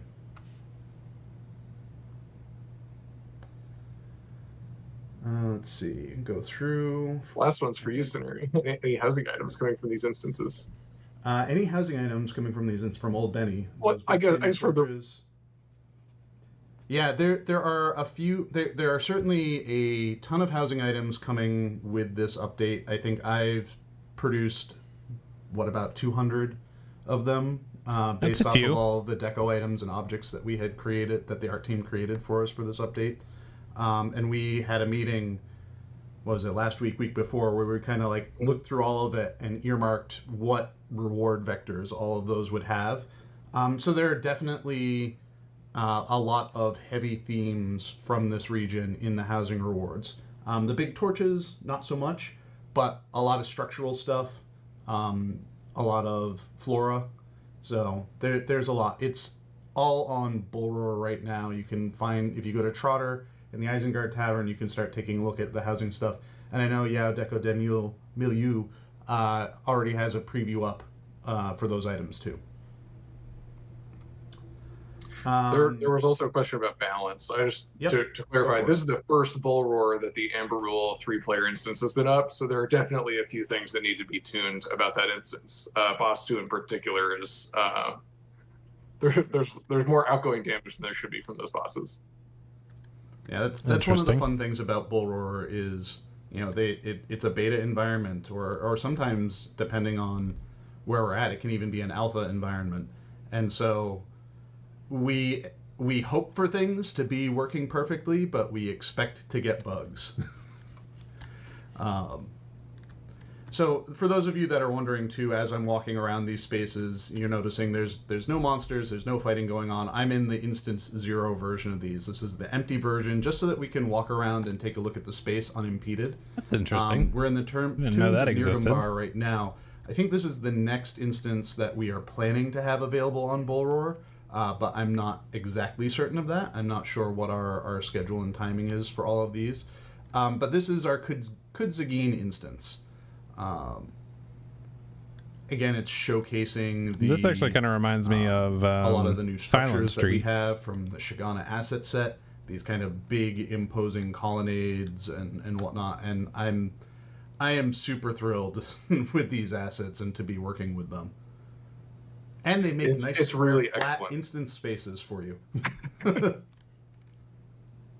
One of the things that's been really cool to see the world team put together for these spaces and the artists who are making these assets one looks really cool. is, you know, this is called the Legacy of Morgoth, the expansion. And so a lot of these spaces are, to the point of the person who mentioned that it feels sort of Egyptian, like a lot of these are meant to feel very old, very, very old. And I know that can feel kind of like a lot of other things in a lot of games try to do, you know, this is old, but, you know, conveying a sense of age and imperiality about these spaces can be hard. And I think what the team has done with these is really, really magnificent. Don't mind me as I admin hack my way through a door. I was watching a streamer yesterday, and he was really, really wanting to have, you know, run around in Kudzagin in stormy weather. And he's like, "Hey, if Dev's watching this, can you log into Bullroar and make it stormy for me?" I don't think we have those kinds of effects going on in the dungeons, but who knows? The artists always. I feel like he's talking about when I was asking for the sandstorm the other day. Yeah, there are definitely some fun surprises that have been built into this space. So this is a space I didn't build. One of our other world designers built it. So I'm just kind of wandering around. No, I mean, he wasn't lurking. He was actually talking. So. You can actually see up here, there is a little piece of logic that hasn't been layered off. Remote detector. That's our way for us to let monsters know when you're in an area, and ignore the Z fighting. Oh, I got you. Bugs. Yeah, well, depends on the audience. I know there are. I think there was a time where on the old forums we had one person who was very diligently finding every single intersecting object, Z fighting thing, and reporting it in a thread. And I think we still have bugs in our world queue that we haven't gotten to yet, just because of how thorough that player was going through everything. Z fighting too is one of those like bizarre, technologically only it can only exist in virtual space, because you can only have Z fighting if it's mathematically identical in position. In the real world, you might be one atom off from the other. You wouldn't have Z fighting, but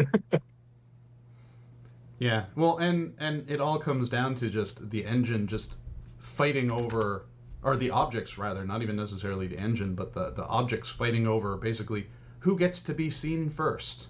I feel like it's both of them going Marsha, Marsha, Marsha, and neither of them winning that argument. I love these tunnels, though. I am personally a fan of the deep, dark spaces in Lotro. And one of my favorite things about seeing these instant spaces for the first time is just how much spookier they get as you descend. Mm-hmm. Hmm. Let's... There we go. So you can no longer see our death pancake. That way leads to death. And I don't think I went through all of the instance. I think this is just one like kind of wing of it, from my understanding. Okay. I know we've talked about this a lot too. I really genuinely wish there were dungeon maps. Like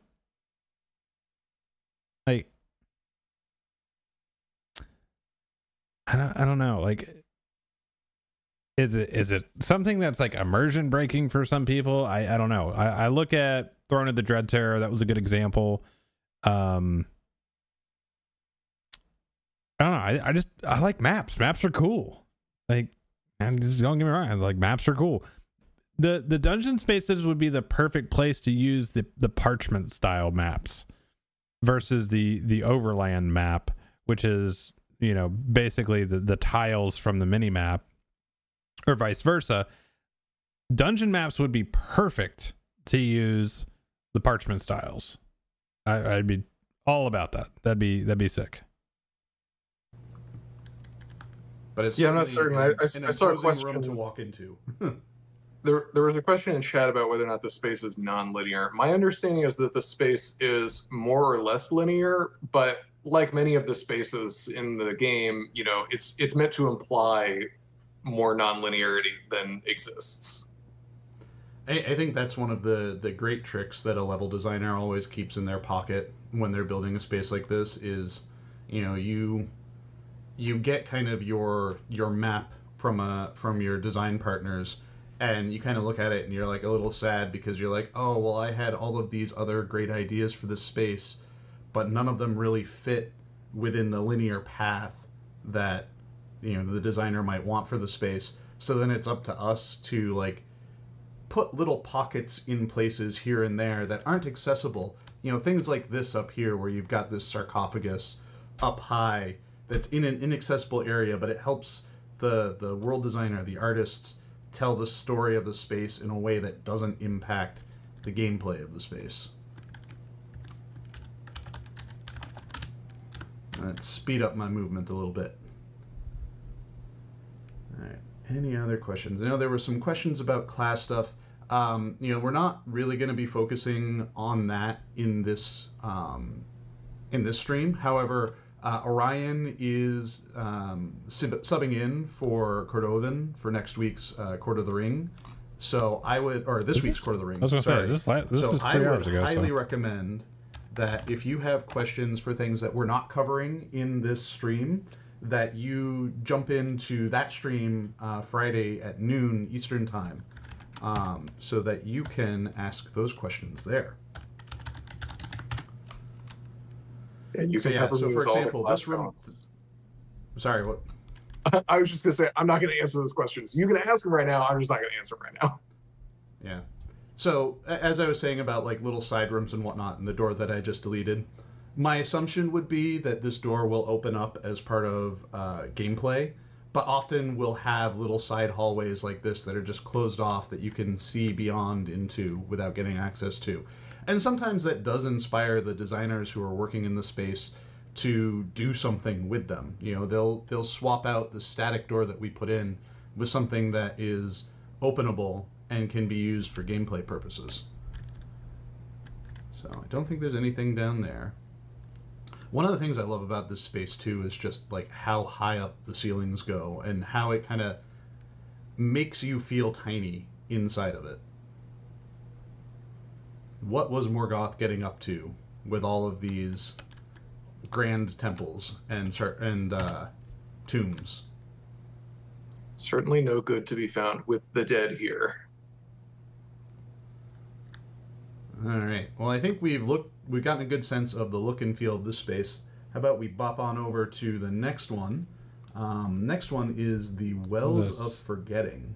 The Wells of Forgetting. That's the 6th-person development name, or the actual final name for that, but it will tell us when we go into it. You see the loading screen here, and Breland Unexplored. This is part of our like development process. All land blocks, all locations in the game start out as an unexplored territory, and then over time, as we work in them, we assign appropriate information to them. So right now, this is unexplored territory, but will eventually be assigned, you know, the proper area designations. Oh, the skyboxes. They're so simple, but so cool. The designer for this space really wanted at least portions of it to feel like you were wandering around within an ancient Shigani city. And I think the world designer that built that really pulled this off pretty well. I know originally the world designer that made this was really hoping to build it on landscape just because it would make some aspects of the work being done here much simpler. Like, you know, things like the ground texture here would allow us, if we were on landscape, to paint it however we need to paint it in order to make it, you know, look good. But there's certainly benefits to building in a dungeon interior like this, particularly when it comes to just keeping a space simple.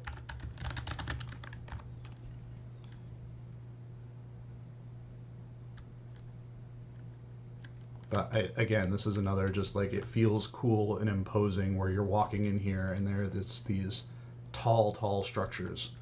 I know this instance in particular was one where there was a lot of kind of rich conversation about what the designer of the space wanted to do with some of the boss encounters. And I think they're certainly going to be reminiscent of one of our Gundabad experiences as well. While avoiding the spoiler stuff, was there anything with this space in particular that you were like really excited?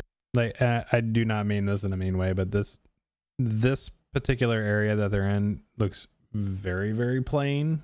So I'm hoping that there's some other stuff that, like whether it just be the mobs that kind of draw the attention of it, but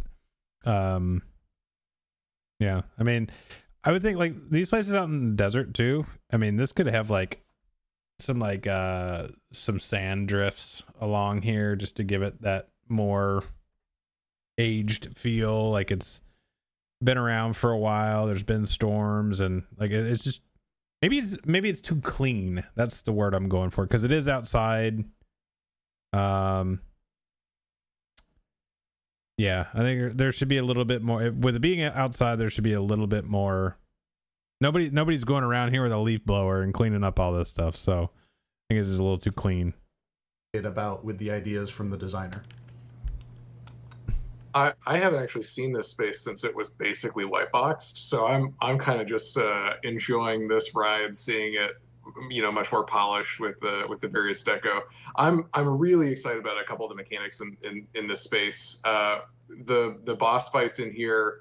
We had some concerns early on that they might have been a little bit too involved for the time that we had available to us, but I think we've got things pretty well in and hooked up at this point. So I'm really excited to see players experience this. This is one of these, like, there's a really interesting story found in this space, and we're doing our best to convey that story through the mechanics of the bosses and how players are interacting with the bosses and the boss environments.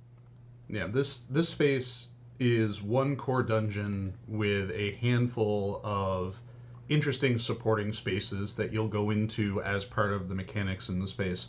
I'm not going to go to those little portions because, again, much like on Mac, I want to not spoil things. Once this is available on Bullroar, certainly the cat will be out of the bag. But for the time being, I think this space serves really well as just kind of an interesting statement on just the different approaches that designers can take using the same kinds of assets, right? Like, we went from the tombs of Nirgumbar, which were these big, imposing tomb structures, to building a city, basically, using the same assets. And, that really speaks to just, like, the flexibility that our artists provide us with the assets that they give us. Yeah, even simple things like changing the colors of the lights in these rooms and some of the other decoration around them makes them feel very, very different. It's wild. So Old Benny asks, is there a good amount of exploration and or slayer deeds for these instances? Has there been, I've been fairly divorced from the deed planning for the instance spaces. Usually, I'm pretty on top of them for the landscape. But I know deeds are a big part of kind of the advancement path through instances. Do you know much about what the deed plans are for all of these instances? Yeah, I would expect the normal amount. One of the sort of stretch goals that we have penciled in is that we would always love to have more interesting deeds, especially in instance spaces. The challenge is that a lot of times, even something that is simple to understand, simple on paper, it can be very, very complicated to set that up in a space. So if it's just for a deed that's kind of for flavor, that tends to be, one of the first things that gets cut when we get into crunch time, and we just don't have the bandwidth to do that sort of flavorful stuff. So I would expect the normal deeds. They've got, standard instance deeds, meta deed, the things that you're used to that are kind of the usual, but I wouldn't expect too much on top of that. So Mario Justum asks, while designing instances, do you have to be much more conscious about the amount of unique assets, textures, etc. for performance reasons versus landscape? Is it a big consideration or not much different from landscape? I think there are very different considerations. From the world perspective, lighting takes a much greater effort for us in dungeon spaces because they're generally tighter spaces. We need to make sure there's good visibility all around, and just having like a single light in a space doesn't do a good enough job of portraying the character of the space. So lighting is often something that, like, we'll do our first pass on it and then we'll check our light influence counts and we're like, oh, this thing has 15 lights on it. That's going to make for an angry asset, and we have to fix that. I think in dungeon spaces we do get some benefits from better performance in terms of visibility culling, as well as just the amount of stuff that is loaded in general is less when you're in a dungeon space than when you're on landscape. When you're in dungeon space, the only land block that space cares about is the one you're in. When you're on landscape, you have to load all of the stuff in the surrounding loaded land blocks, as well as anything that might be in far view, all of the sky data, like all of that stuff.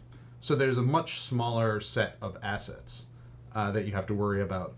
I think in instance spaces, and Onmac and I were talking a little bit about this before going on camera, instance spaces, sometimes I think it can be a little bit easier to accidentally create mechanics and effects and whatnot that can be unperformant in like an instance than on landscape, just because our ambitions on landscape are not as intense as they are in an instance space.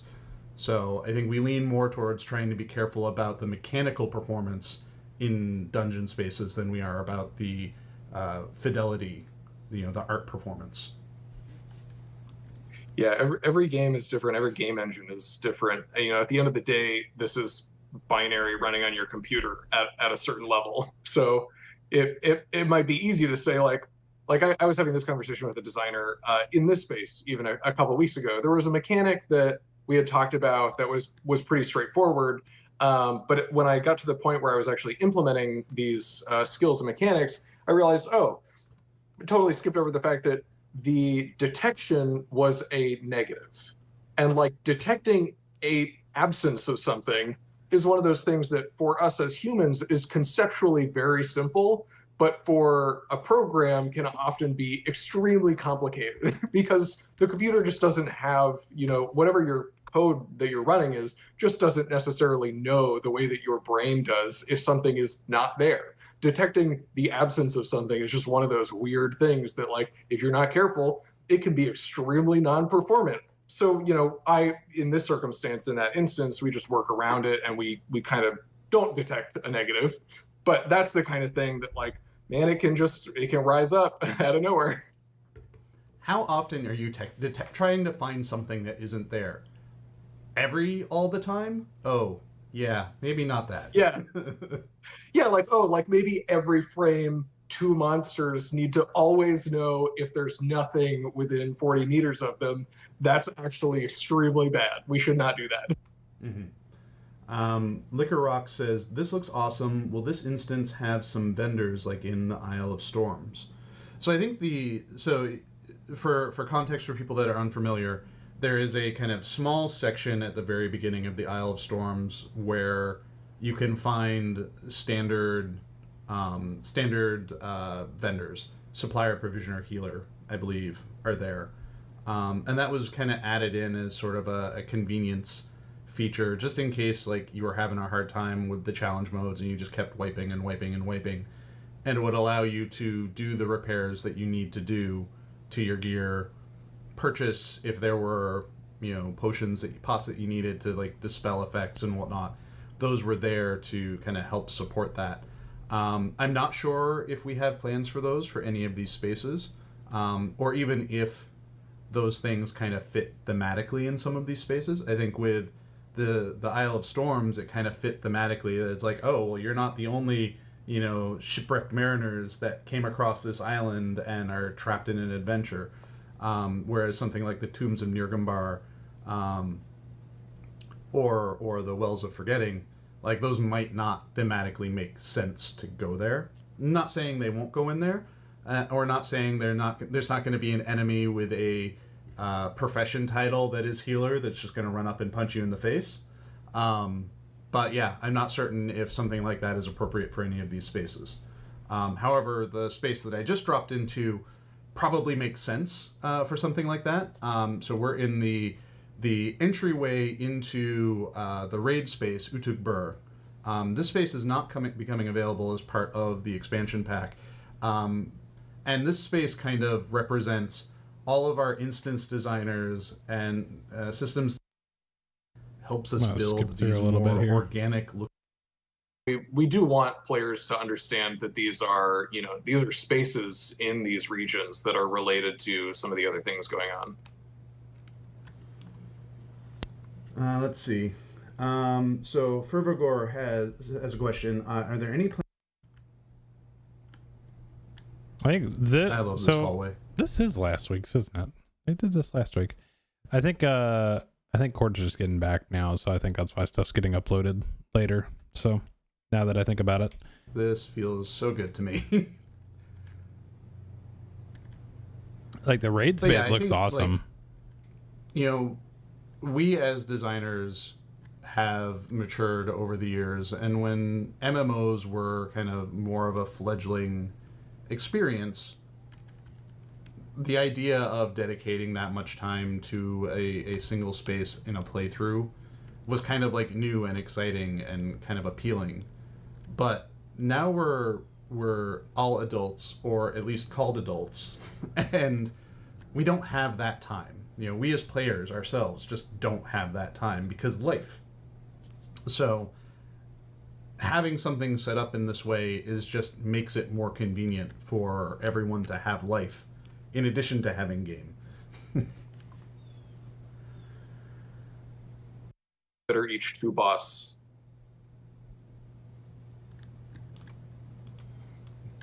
All right, and we're in here in the final space.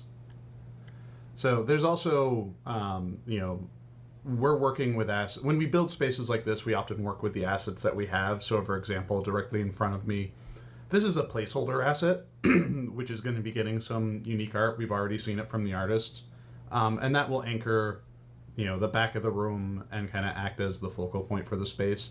One of the things that is really nice about working with a project that has such a volume of assets is, while we may not always have the exact assets we need, we often have close enough assets, like the Fane to Sauron here. We often have close enough assets that we can use to sub in to kind of evoke the look and feel of what we're going for. And then we'll work with our artists to be like, this is the space that this thing goes, here are the dimensions for it, here's what it's supposed to look like.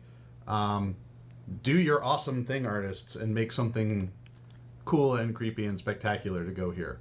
And I think the artist that was working on it nailed the cool and creepy and spectacular, and kind of I think the artist was like looking up Escher and non-Euclidean artwork when it came to coming up with the focal piece for this, because of that.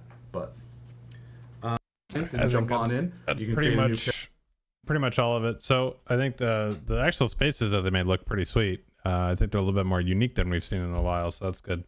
I'm glad we're getting a few instances. I was kind of expecting a little bit more, and I know that's probably something developers hate hearing all the time, is like, oh, I thought there was going to be more. But like, being that this is a level 150 expansion pretty much, like part 2, kind of would have expected maybe like maybe like 3 2 and 1, maybe 3 3s, 2 2s, or 2 6s and 1 raid, and maybe like a layer raid later or something like that. I think that's a good space to live in, but I don't know. I don't know. I do know I'm gonna get off here for the night because I got an early morning tomorrow. So